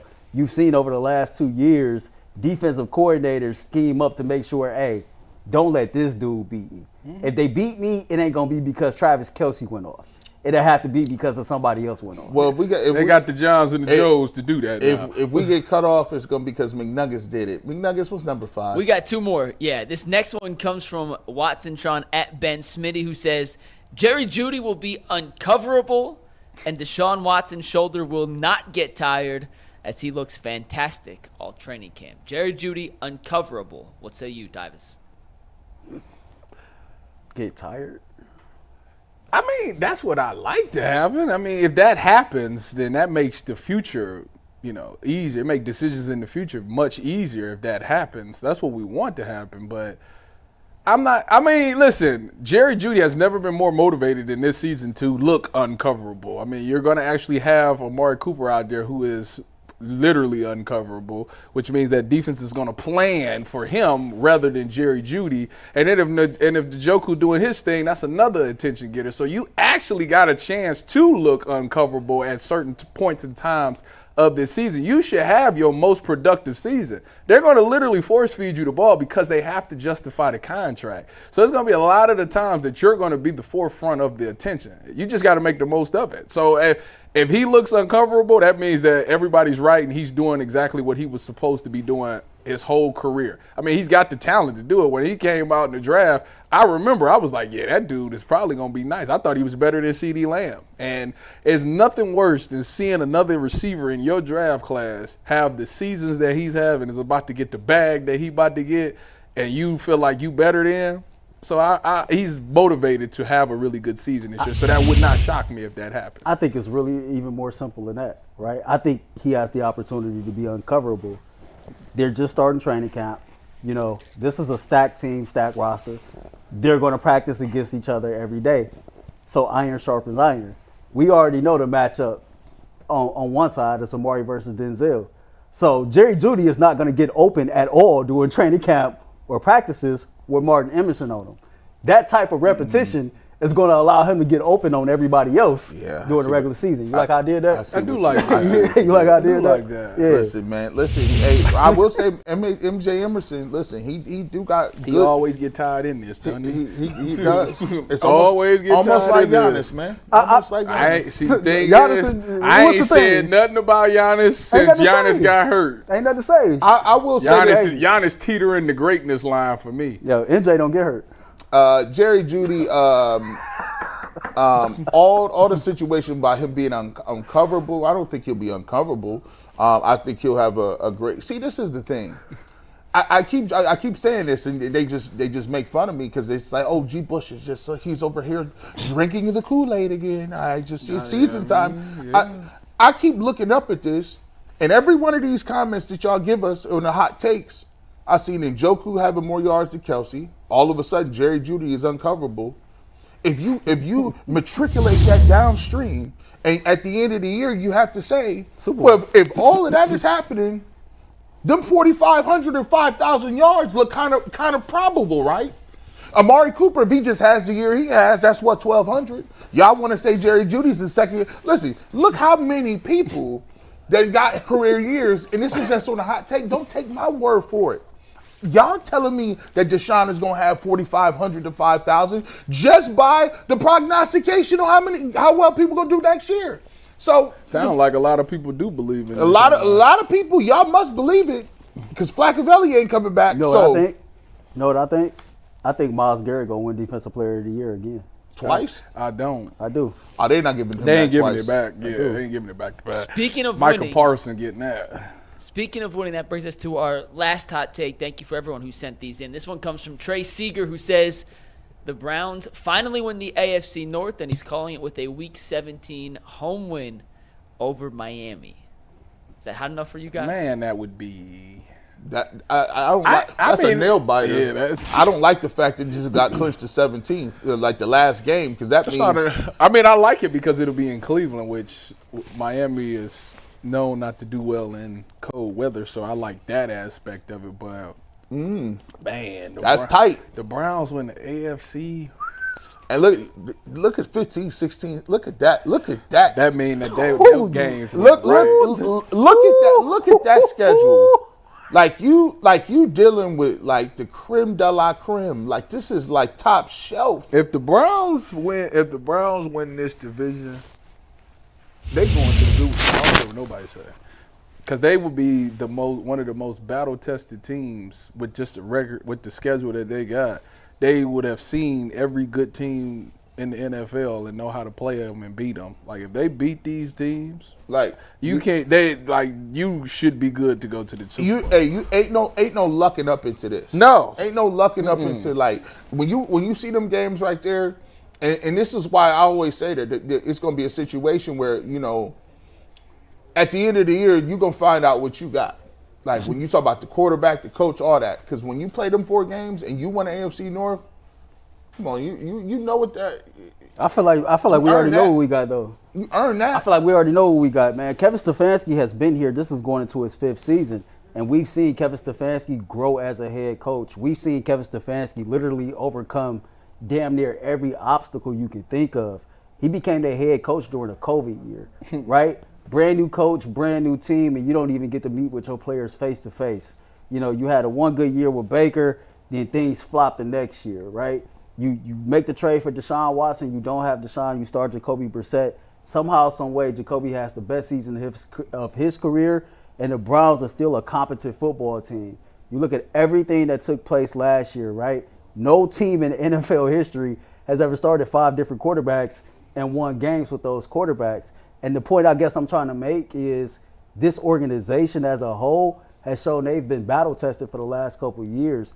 Every piece of adversity that's been put in front of them, all they've done is just hurdled it. They just keep hurdling it. I will say this.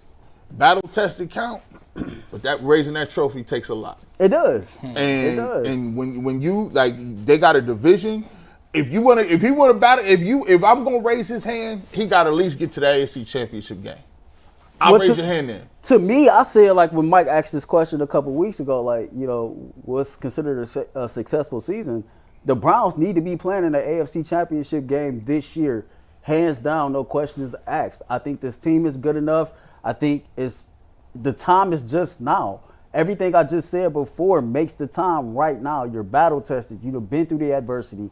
You got the cohesiveness. You got the team chemistry. You got everything you need. Like, barring major injury to a significant piece, there's no reason why this team shouldn't be in the AFC Championship game. Well, you talk about everything you need. Let's switch the floor to the Guardians because they don't have everything they need, and they better get some reinforcements in a hot second. McNuggets. That was a hell of a transition, G. We'll get to the Guardians after a quick word from eBay Motors. Passion, drive, and patience. That's the winning formula for championships. It's also what keeps your ride or die alive. eBay Motors has everything you need to maintain your vehicle and level it up to peak performance. Superchargers, roof racks, exhaust kits, LED headlights, and more. Whether you're into speed, power, or style, eBay Motors has you covered. With over 122 million parts for your number one ride or die, you'll always find exactly what you're looking for. And with eBay's Guaranteed Fit, your part is guaranteed to fit your ride every time or your money back. Because with eBay Motors, you're burning rubber, not cash. With all the parts you need at the prices you want, it's easy to make your car the MVP and bring home some big-time wins. So keep your ride or die alive at ebaymotors.com. Eligible items only. Exclusions apply. eBay's Guaranteed Fit is only available to U.S. customers. So yesterday, the Guardians played the Tigers in the series finale. It was an afternoon game. Gavin Williams gave up a 3-run home run in the first, and that was the extent of the scoring for both teams. The Tigers put out their bullpen unit for the second time this series. They held the Guardians to 4 hits, and that caps off what has been, to this point, a horrific offensive month for the Guardians. They've scored just 17 runs in their last 7 games, G. They've been shut out 5 times in their last 14.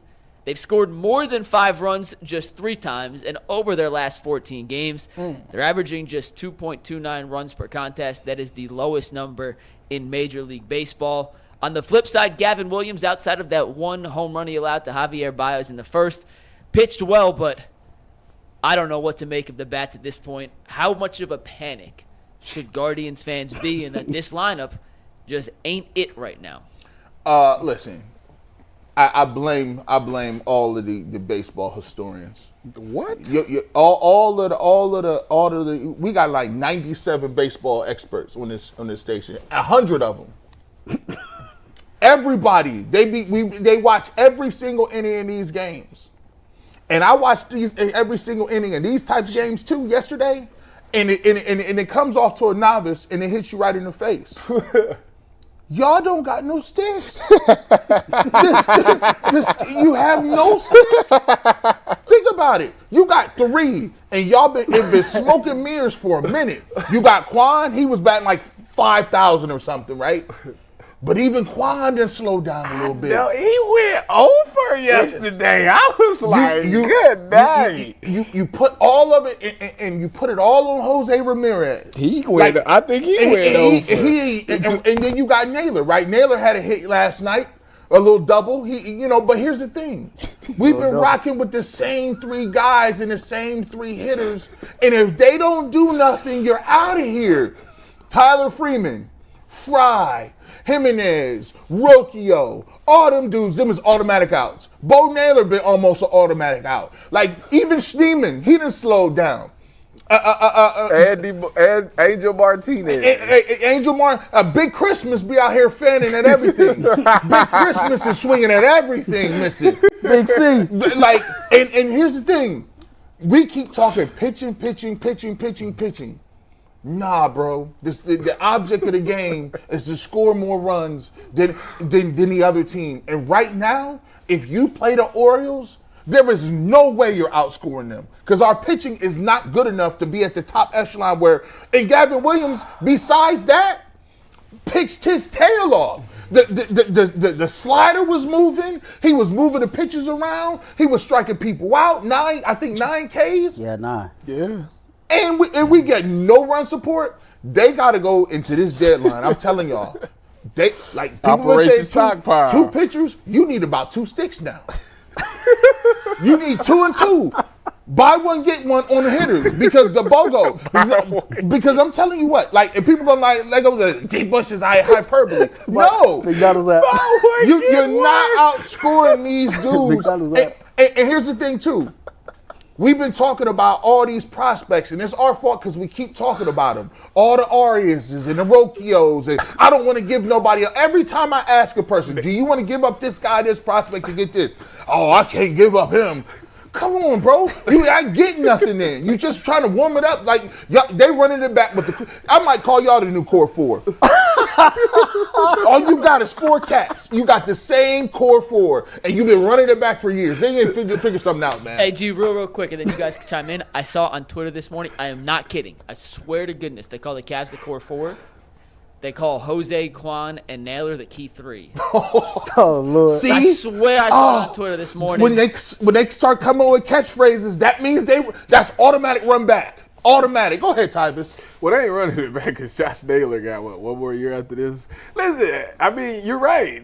It's just, I don't want to just go down that road with that. Like, I don't want to believe that. I don't want to believe that y'all ain't got no sticks because I can't because I still need y'all to finish top 15 in home runs. So it's there. I'm going to just blame it on the month of July. Like, can I do that? Can I just say, like, this was a bad month? I mean, that happens in baseball. Some teams just get in a certain month where they just can't hit. And right now, that's the Guardians right now. Now, I do agree that y'all definitely need to get a bat at the deadline for sure. Right? We threw out a bunch of names yesterday. And McNuggets talked me into the guy from the A's. I'm all on that one. I don't know what it's going to take, but I'm with G on the prospect thing. Jason sit here and talk about, well, the problem is they don't want to see Arias or they don't want to see Rocchio and he turns into something. Who cares? Like, I'm trying to win right now. Like, that's the thing. We might not be good when we see him again, so who cares back at that point anyways? Y'all do a lot of holding on to people in hopes that they're going to be something, and you really like it's a crapshoot. Manzardo and Delauder. I'm gonna just be honest with you, bro. You done with Manzardo? No, I'm not. Either you gonna play him, so I can see him. Well, Josh Naylor's is gone after next year anyway, so you're gonna have to use Manzardo. But we might be trash next year. I agree with you. We got it. I'm on your side. I know. They better trade him. It is what it is. Earl, The beautiful thing is the sky isn't falling. UCSS fans, the sky isn't falling. You want to know why? Because luckily for the Cleveland Guardians, for as bad as they've been in the month of July, for as bad as they've been over the last 10 games, luckily for them, every other team in the American League has been just as bad. Check this out, right? If you look at the AL East, Baltimore is 4-6 in their last 10. The Yankees are 4-6 in their last 10. If you look at the Central, the Guardians 4-6 in their last 10. Minnesota 4-6 in their last 10. If you look at the West, Seattle was the division leaders for most of the season. They're no longer division leaders, right? You look at the AL West, Houston is 5-5 in their last 10. Seattle is 2-8 in their last 10. So we sit up here and we getting on the Guardians case because they not hitting and the pitching ain't been all that great. That's cool. But you know what? At least we're struggling at the same time that every other team that matters in the American League is struggling. And so for that reason, the sky isn't falling. We going to Philadelphia tonight to play the Phillies, right? Mm-hmm. Best overall record in baseball. Guess what? Even they've been struggling. You know, you talk about our bullpen being so great the first half of the season. Well, the Phillies bullpen was pretty damn good the first half of the season too. But they've struggled over the last couple weeks. They feel like their bullpen was overused, right? You know, they haven't been hitting at the rate that they're used to hitting at. So the game tonight against Philadelphia is going to be very intriguing because here it is, 2 of the top 4 teams in all of baseball have not been playing like it. But I just want to caution all fans, like the sky isn't falling. For as bad as it looks right now, trust me, every the top 2 teams in the American League in each division is going through the same damn thing that the Guardians is going through. Well, somebody, when it comes to the world ending, the sky is falling is one way you can die. But you can also die by flash floods, earthquakes, typhoons, all kind of other stuff. Forest fires. The sky might not be falling, but I don't feel comfortable. Why are you so negative today? Because here's the thing. All right, let me ask you this question. They play the Orioles head-to-head. There's no Guardians fans that feel comfortable. If you're a real baseball fan, you know. What was the series then? We lost 1-2. If we start a series today. I'm looking around like, oh no, I don't feel comfortable. What can we? Not today, but let's do it in August. Okay, we can do it at the end of August. But All right. See, I'll be more. It's something about July that say it ain't vibing with us right now. But I want to vote. But here's the thing: it's been quiet all quiet on the Western Front. They was making all kind of noise before July. I'm talking about these moves. The Western Front. I'm talking about these moves. I just see when the deadline over. McNuggets. Steve just said that. It's Tuesday. Steve just texted that somebody just got traded. Paxson. Hey, the bro, Dodgers deal Paxson to the Red Sox. It just may be me. I'm telling you. They better do something. We haven't, but you got to hear some. They better do something. The rumblings ain't even here. That's true. There's no tremors. I've been searching. Silent. I've been searching for these moves, McNuggets. If McNuggets would have seen the moves, it'd have been on the way down. You can't put out there what you want because then somebody else gonna drive the price up. The Guardians, real G's move in silence, man. They moving in silence. They gonna make a move. His last name Antonelli. He cutting some type of deal. When all jokes aside, when you look at it, you gotta have one. So I'm a firm believer in when you go to the playoffs and when you're gonna be a contender, you gotta be dominant at one thing. You gotta be elite at one thing. The Guardians been elite at one thing for a long period of time, and it got us nowhere. Pitching. Absolutely nowhere. But it gives you a shot. They needed to be elite when it mattered most in the World Series, and they wasn't elite then. I understand being elite. It give you a shot. But you gotta have balance. Like if you're not elite in one area, you gotta have balance. I would say the one area I think the Guardians is elite in this year is the bullpen. The problem is, I'll give you that. The problem is, I'll give you that. If we keep doing what we're doing, like you cannot waste starts like that by Gavin Williams. The Guardians are they're playing so bad offensively that as a pitcher you got to be perfect, and that's damn near impossible. Like be damned if you go out there and make a mistake. That might be the end of the game. You see what I'm saying like that? So I agree. I get it. Like they need to wake up the bats and they definitely need to make a move. Right now it don't look or sound like it. I'm going to trust what Tyvus said that they moving in silence, but I promise you, I'm not going to shut up if this team if they don't make a deal on Tuesday. It's a wrap. I ain't wearing another Guardians hat. I ain't lying to you. Come on, man. On my. I am not wearing another Guardians hat. Earl, you mentioned starting pitching, and that brings us to our next topic. We appreciate everyone who tunes in. Hit the like button, hit the subscribe button. It costs you $0.00. Also, the Ultimate Guardian Show is coming up today at 2 p.m., so after us, if you want more Guardians talk from Bull, who's in Seattle, and Zach, who is with the team in Philadelphia, make sure you guys tune in at 2 p.m. today. But, Earl, you mentioned the bullpen and the tax that has been put on the bullpen this season, partly because the starting rotation, outside of Tanner Bybee, for the most part, has just not lived up to par yet. Now, Ben Lively's been a pleasant surprise, don't get me wrong, but the guys you expected, McKenzie, Logan Allen, and Gavin Williams just haven't been consistent enough up to this point of the season after Shane Bieber got knocked out with an injury. Earlier this week, Barstool Cleveland tweeted out this, and then a certain player responded. Barstool Cleveland asked, could Trevor Bauer be the answer to the rotation struggle? Bauer responded, obviously. He is gunning to get a job back in Major League Baseball. He's pitching in a Mexican baseball league at the moment.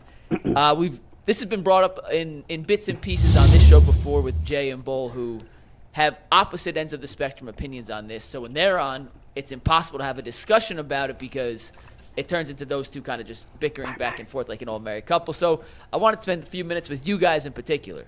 Would you be open to bringing Bauer back as a potential starting arm to allow the bullpen to theoretically get a little more rest, or is that something you want nothing to do with? All right, so I'll start. First of all, his response was hilarious, but Obviously. I know the question is what I would do. That response right there is part of the reason why the Cleveland Guardians don't want anything to do with Trevor Bauer. I think a lot of people assume that the allegations and everything that he went through, off the diamond, is why the Guardians wouldn't touch him. The Guardians were fed up and done with this dude before any of that had even surfaced, before any of that stuff had even came to light.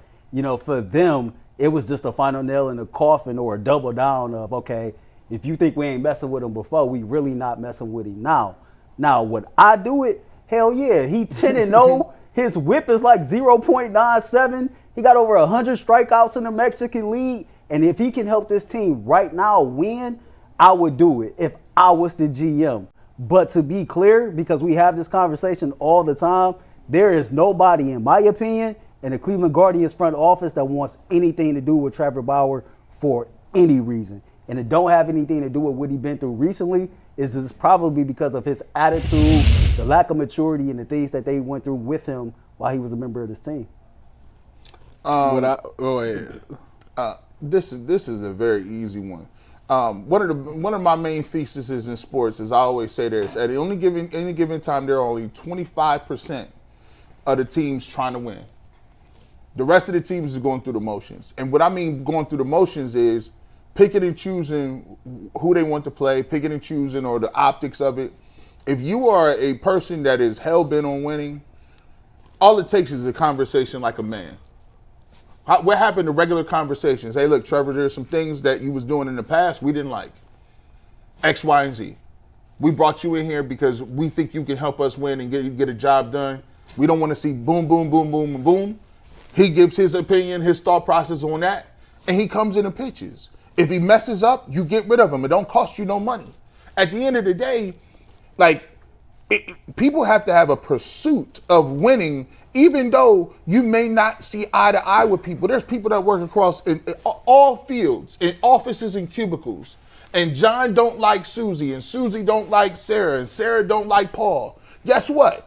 The supervisor comes in and say, listen, we trying to get some things done. This quarter need done by the end of the day. We need to get these amount of calls done. It is what it is. Let's have a conversation. Let's get it done. You ain't got to like nobody. But if you looking at the Cleveland Guardians and you say you ain't got no money and you don't want to give up no prospects, right? We just talked about that. We did. We don't got money. We like our prospects. Well, what's the other way you can improve your team? You can go on the open market and you find guys and try to get some guys to come in here. You got one right there. Now, you willing to swallow your pride? Are you willing to overlook some stuff? Are you willing to just say, okay, we got a good enough locker room? Go to Jose. You say you like him so much. You revere Jose. He the man in the locker room. Hey, Jose, what you think about Trevor Bauer? You ain't going to ask him because you know what Jose might say. Bring him in. You don't want that, though. You want to win on your terms. That's what happens a lot in sports. And if it was me, you already know. Just by my thesis statement, I am G. Bush. And I endorse that statement. I mean, listen, at the end of the day, I think both of y'all are right. Is there issues within the organization? Absolutely. But I think G is right as well when you say, if I'm trying to win, then it's by any means necessary. If you owe that to the guys in the locker room. If this guy can come in here and improve it, be an upgrade at your pitching, then you definitely got to take that opportunity to do so. Listen, for him, it's not like he gonna come in here and be on some BS. Like, it's his only shot. First of all, yeah, this is my last shot. If I don't do well, I will never see it again. This is, I don't understand why you think he would come in here. It's actually zero cost. Actually, it's a lower probability that he will do it again. He's already been got the scarlet letter on. I mean, you think about this. You come into a team that's tied up for the best record in the AL. You got a chance. You're going to the playoffs, and I can be a part of that. And they're giving me opportunity, even if it don't work out here.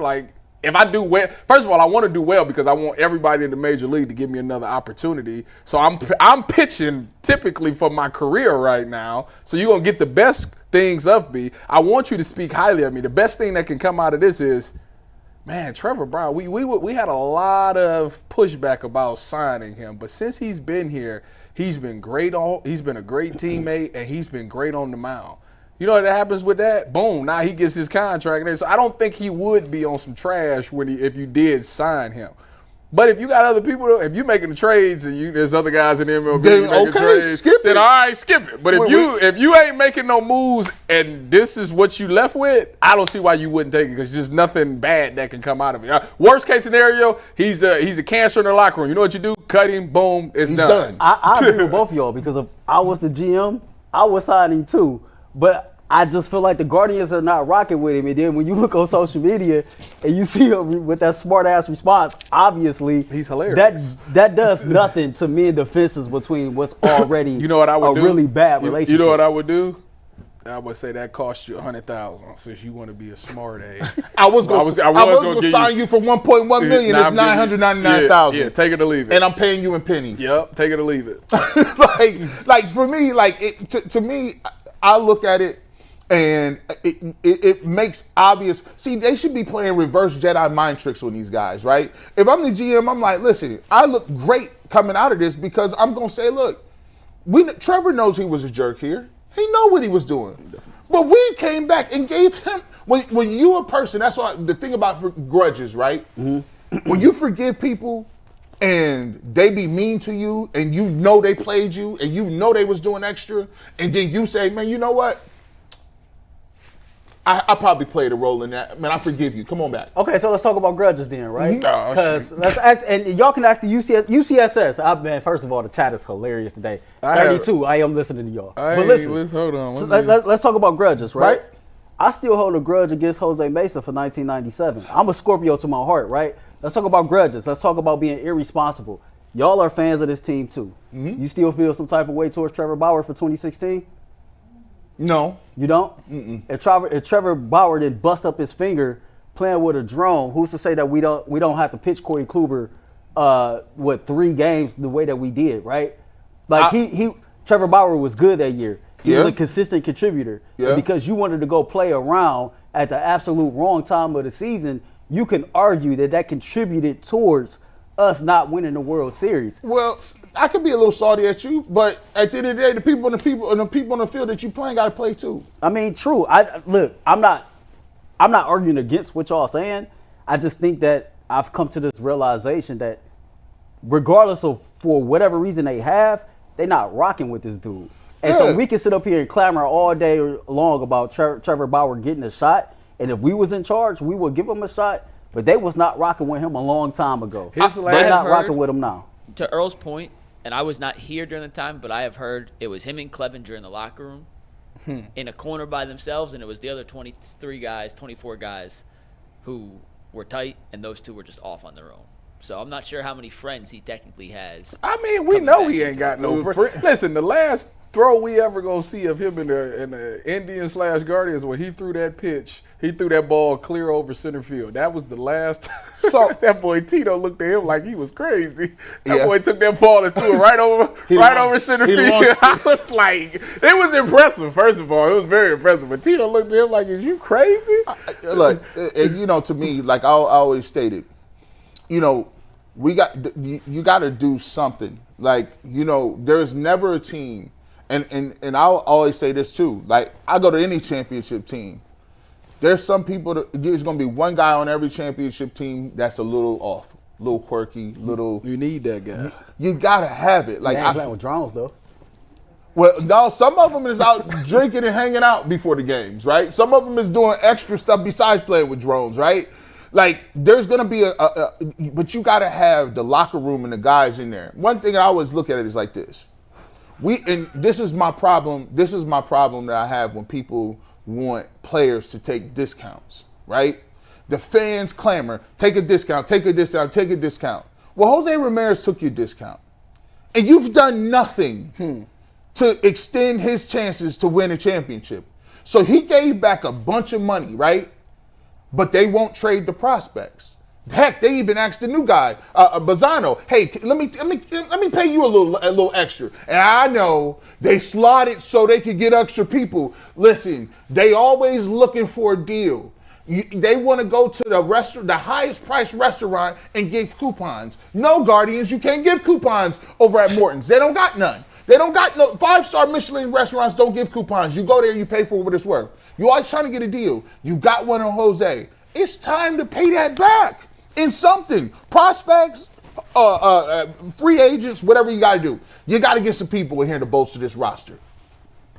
We asked the chat, and we'll move on, talk Cavs for a sec. Should the Guardians consider bringing back Trevor Bauer? 75% of the chat said yes, they would, for what it's worth. A quick reminder, today we are not on Channel 3 for the final half hour of the show, and we will not be on Channel 3 for the final half hour of the show over the next 2 or 3 weeks because of the Olympic coverage. You about and 20 unfortunately, minutes late. the only thing that knocks us off Channel 3 is the Olympics, because we are an NBC station, and NBC is the official media provider of the Olympics. So for the next 2-3 weeks, I'm not sure if it's 2 or 3, we have all 2 hours of our Friday show on YouTube for you guys. You got his little Olympic hat on. Yo. Earl, don't do it. I know what you're laughing at. Don't do it. Don't do it. All right. Guys, Laughing we at have the talked chat, Browns. Talking about my hair, my forehead. We have talked And my Browns. We hairline. have talked Guardians. It is time to talk Cavs. And there was a report from Jake Fisher, which came out over the weekend. Earlier this week, that said the Spurs, on the night of the NBA draft, made a interesting offer to the Cleveland Cavaliers for one Darius Garland. According to this report from Jake Fisher, the Spurs, in this hypothetical deal, would have acquired Darius Garland in return for the 4th and the 8th pick in the upcoming draft, which was later that night. The 4th pick ended up being Stephon Castle out of UConn. The 8th pick was then traded to Minnesota, but with the 8th pick, Rob Dillingham was the selection. Gee, I know you were on the trade DG at all cost train earlier. In hindsight, which is obviously 2020, would you have taken that offer from the Spurs for number 4 and 8 on draft night for Darius Garland? 4 and 8 is that was nice. Did they get another player with that? They get anything else with that? You seen the graphic. You seen the They graphic just that won was 4 and made. 8. That's the graphic, man. That's the graphic. Let's hear what you doing with I that? would have counter offered. I would have countered offered with a little something more. I needed something in the future as well as something now. Like, so you do speak. You think highly of Darius. I couldn't give that away just for some futures. Okay. Like that futures. That ain't gonna I get nothing mean, for me. I need something today. A couple months ago, Hey, now, he's now, out of here. Let's be clear. Darius Garland, and when we talked about the ceilings or the best case and worst case scenarios, the worst case for Darius Garland is he's just a good player. Like he's not gonna wake up tomorrow and be like completely garbage. He's gonna give you the 15 or 16 like as a ceiling or as a low basement for him. Like, he's just not gonna be 234 million max player. I'm the second best player on the team that can carry a team. No, you can't. That's not him. I think he's more of a third best player. Now for that, I need something else. They got to give me something else. I got to have another guy that I can plug in and play and get something for. I can't do 4 and 8. Now, guess what? 4 and 8 in other drafts, I would consider it. But this draft? He talking out of both sides. No, that's not true. You saying on one hand he could be the third best player on the team, Right. But you need more than the 4 and the 8 because to you, it's not an all-star caliber player. That's a dude that just gonna roll up. If a dude is giving you 15 points a game, 16. He's trying to 15, 16 points a He's game. trying to fleece somebody. Like, What you mean? you getting two draft picks. You're not getting more than that Well, why not? because you just said he's just a guy. You're He's not a- going to get more than that than just a guy. This the way negotiations work. If I want to run with the Spurs, I'm not saying he's just a guy. He's a one-time All-Star. He played on the U.S. select team. This guy has borderline All-Star talent, gives you borderline 20 points a game. So that's worth 2 draft picks. No, not in this draft class. Everything, the price of tea in China today is not the same way it's going to be tomorrow. It's the futures. And 4 and 8 in this draft, those 4, if you look at it, McNuggets, talk about this, like next year, they got Cooper flagged. The next 2 drafts are extremely, extremely highly regarded. And that is why they gave you 4 and 8 this year. I'm just saying, your tune changed. That's all I'm it saying. did. But me, I'm I'm going to let you cook because I know DG your boy, but if it was me, maybe this is just, I'm psyched out psychologically, right? But if Greg Popovich and the San Antonio Spurs call and they want a player on my team, I'm really hesitant because I know who Pop is. What the hell you see in DG that I don't? So you agree? Or what do you believe that you can get out of DG that I can't? I wouldn't have made the deal. We already. So you agree then? They wouldn't even pick the phone up and ask us. Yeah. You, on the other hand, you're willing to listen to it. I answer all phone calls, all of them. You know, I wouldn't. Because- I would have been like, hello, yeah, this is the Spurs. We want to give you the 4 and the 8 for D. Click. Now there's a trade that McNuggets had that also that we had prognosticated on earlier before the draft. That I would think about taking that From trade. the Spurs? From the Spurs. He had one cooked up. McNuggets came back and And said said he that would at the take further it. evaluation, there's nobody out there that he would trade Darius Garland But for. that trade was better than this one, and I didn't take that one. Yes, you did. I didn't take the Spurs trade. Yes, You might we rewind did. that tape. We all said No. that he made us rank them, and we said that the Spurs trade, was it was the the Spurs, the Timberwolves, And I said Karl that was the Anthony worst. Towns, and Brandon Ingram And was that was top the worst three. one. I don't know. didn't take I that did one. a social clip on that. I think you took that trade. They go find it. They'll go find it. I think you I took didn't that take that trade. trade. I think G did take. I didn't take that trade. G, I'll look it up in a No, second. no, Can I no. give my 2 cents on this real quick? Then I'll go look. Go it up? ahead. Go look at it. I want to see you got that. You hang up immediately, and it's not that 4 and 8's a bad package, but you need players who can play immediately when you have Donovan Mitchell. And obviously this was before Mitchell signed the extension, Yeah. but you were in win now mode. You can't bring in rookies and then throw off your timeline even more. You already had the weird timeline when you brought in Mitchell and Mobley was going in his second year and all that. Like, you can't go backwards and then take time to develop more rookies. G, I'm going to go see if I can find that. Please find that. Because, good see, I said no to that. He had one with the Houston deal up there that I was like, I might think about this Houston You deal. said yeah on that. I'm telling you. Hey, listen, but you know they're trying to trade Jalen Green. You know, I got to be honest. I take that deal. I got to be honest. I take that deal. I owe Darius Garland somewhat of an apology. Whoa, no you don't. Yes, I do. No, you don't.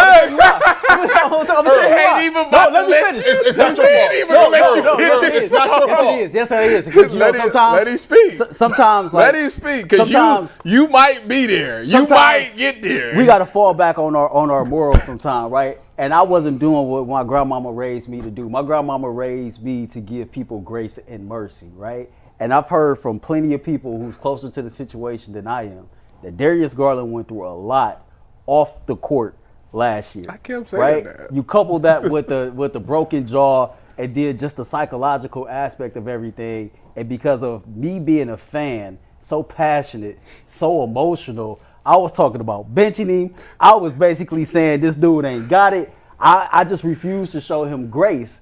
And as much like time heals all wounds, right? And a lot of time has moved on from that point to now. And I just want to give this man the opportunity to go out here and redeem himself. The one thing about this country, the one thing about this city, right? We all love a good redemption story. Shout out to the Lion King. This the remix. I The agree. circle. I agree. The wholeheartedly. circle You of better denial. watch. My grandma watching. That You better circle, watch. So- the circle of denial You not hearing is that? strong. You ain't hearing that? Here's what happens here, man. Anytime you get outside 2 or 3 months after the season, you start distancing yourself from the reality of what you saw. We saw Darius Garland melt in the playoffs. We saw him melt. We did. In front of our eyes. But since it's some time that went by, all time heals all old wounds. It's just like you be in a bad relationship, but you be one day 12 o'clock, you like, man, maybe she wasn't that bad. No, she was that bad. You just remembering all the good stuff and you lonely right now. Right now, the Cavs is lonely. They didn't get no free agents. All we can watch is Summer League. They made no moves. They got Donovan Mitchell and they told you we ain't gonna do nothing. So what are you gonna do? We can yell at the moon, but they running it back. So now we got to rationalize and be in denial about why they running it back. It ain't been they running it back because they were so great. They running it back because nobody want the pieces and parts. They couldn't get no moves. McNuggets, did I say it or not? So you were not on the day that we did the hypothetical you. trades. However, the next day when we pitched it to you, you said, and I quote, "Ooh, that sounds real good." Did I And we say? moved on. You Did didn't say I say yes or no? No, he just said, "Ooh, that sounds real good." Y'all got to learn. I listen. I don't recall. I plead the fifth. At the time, there was no yes or no on record. I think going forward, when Darius Garland conversations come up, you need to ask to have your lawyer present. That's what you need to do. Darius, I hope Darius plays well this year. No, you don't. Why don't No, you don't. No, Shut up. Shut up. No, I'm not even about to sit here and let you tell that lie. No, you don't. I want Darius to be You loose. can't wait for him to do bad so you can come right here and look at the camera and say, I told y'all he wasn't no 6 months good. worth of I content. told you that we should have been got rid of him. You should have took the 4 and 8. Hey. They should have. If they would have offered you 29 and 30, they should have took it. You ready to say something like that? Hey, listen, he had an opportunity to shine. He been trying to shine. Hey, we heard all in the middle of the season. Hey, Donovan Mitchell was balling with Evan Mobley. But wait till we get Darius back. Everybody was like, wait till we get Darius back. That's not what everybody said. G got a predated. That's not what they said. You know he be up 1-2 in the morning. G got a predated Darius Garland diss track already recorded. It's already recorded. All the diss track is gonna say is, in hindsight, all it's gonna say is, I told you so, and we need to bench him for Imani Bates. That's all he gonna say. Nah, yeah, he's pivoted off of Imani Bates. He's now What you talking about? No, You missed He it. pivoted off of Imani Bates. What? You ain't Imani Bates, man? Whoa. What happened? The nuance. Y'all don't understand. Y'all got to read the grades Oh right here. my gosh. When he I'm said, calling Ripley. First and foremost, Amari Bates will contribute to the Cleveland Cavaliers this year. Second of all, you can do 2 things at once. See, they try to play this versus that. Just because I said Jalen Tyson's game is nice, don't mean I don't like Imani Bates. It could be two of the same things at the same time. I like Jalen They both Tyson. play the same position. And guess what? They got 12 people on the roster. All right, so who's playing first? I said Jalen Tyson. I like his game. I told him I would start him. Okay. You see what I'm saying? So Max Strus coming off the bench. Yeah, Max is going to the bench. Okay. Max is going to the Let bench. me get your bench lineup. So you got who had the one? Listen, we got my man. Karras? No, Porter Jr. Okay. We got Jared Allen. He's coming off the bench too. So who's starting at the 4 then? Huh? Who's starting at the 4? I'm going def lineup. My starting lineup next year is Darius Garland. I got your boy. What's his name? Donovan Mitchell, Tyson. Jalen Tyson, Karis LeVert, and Mobley. You got no. Hey, Mike faces. Hold on. Watch this. Hold on. I see the Golden State Warriors coming out with way less than that. Mike said it all. Listen, watch this. I seen Chris Bosh in the Miami Heat coming out at 5. They had LeBron at the 4. They got Draymond Green playing 5 got with Steph. Andre Iguodala at 4. It's Andre Iguodala. Come on, bro. What do you mean? Andre Iguodala He's a versus great- Jalen Tyson and Karis LeVert right now is like. That's great. Look at Mike's face. That's great. I'm telling you, bro. If you want to talk You about benching Jared Allen. yes. What do you mean? With a He straight can come face. off the bench. Just the hell with it, huh? Let's not act like anybody else is starting 2 centers in the league because the Cavs are the only one. What is the, Mobley is a center. Okay. What do you consider? What is Aaron Gordon? He's a power forward. Okay. He's not. You do realize who the head coach is, right? If you want to look for. What is the Timberwolves? I was gonna say that's the one kind of.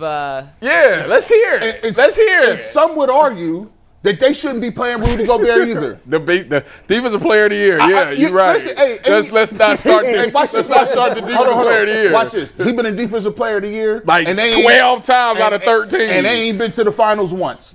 He just got there this year. No, I'm talking about the NBA finals. Oh yeah, no, no. Like, let's not act like When has the last? Oh, For the I la- guess it would be Marcus Smart. for the last 20 years they've been playing small ball lineups, death lineups forever. I don't understand why. Yeah, but listen, G, the difference, and we got super chats. A death lineup, and with all Jalen Tyson might turn out to be great, but a death lineup, you go small because you got so many guys that dudes are terrified of. Are dudes terrified of Tyson and Karis LeVert? Karis LeVert can give you more open jump shots and create his own shot more than Max Strus. Objection, Your Honor. That wasn't the question. Please answer the question. What is the question? Ask the question again, Mike. Restate. I mean, like, when you talk death lineup, that's the lineup that's supposed to scare the living Yeah. out of the opponent. Yeah. Does Jalen Tyson and Karis LeVert at the wing scare the living what out of the No, opponent? what I'm looking for is more switchability. I'm looking for more. I want to get out and run. I'm looking for guys that can do more things to create their own shots, and I see that better than Max Strus. And I'm gonna have Mobley out there. He's a great defender. You should have been a politician. Listen, You skated around that twice. sounds like a very good point. Hey, we got one super chat we got to get to here. It's from DBDog21 who says, I found a video that puts the Myles Garrett, TJ Watt debate to bed for good. TJ's 2023 highlight reel, 19 sacks, 16 came on one-on-one situations, including 2 missed chips, and the third he was unblocked. No DTs. Give Myles the same action. He has 30-plus sacks. I agree. Drop the link to the video. I've been telling them Myles Garrett's the truth. We just got people that feel like they got it. He has to get more in crunch time. No, he's got to get more at the end of the season. That's what he needs. I mean, I would like somebody on the other end to get some sacks at one point in time. Can we get 10 sacks from somebody on the other end? Wouldn't that be nice? Yeah. The Olympics start today, guys. Make sure you check it out on NBC over the next few weeks. Like I said, we're on YouTube for all 2 hours the next couple of Fridays as well. We appreciate y'all tuning in. We'll see you Monday. Peace. Hit that like.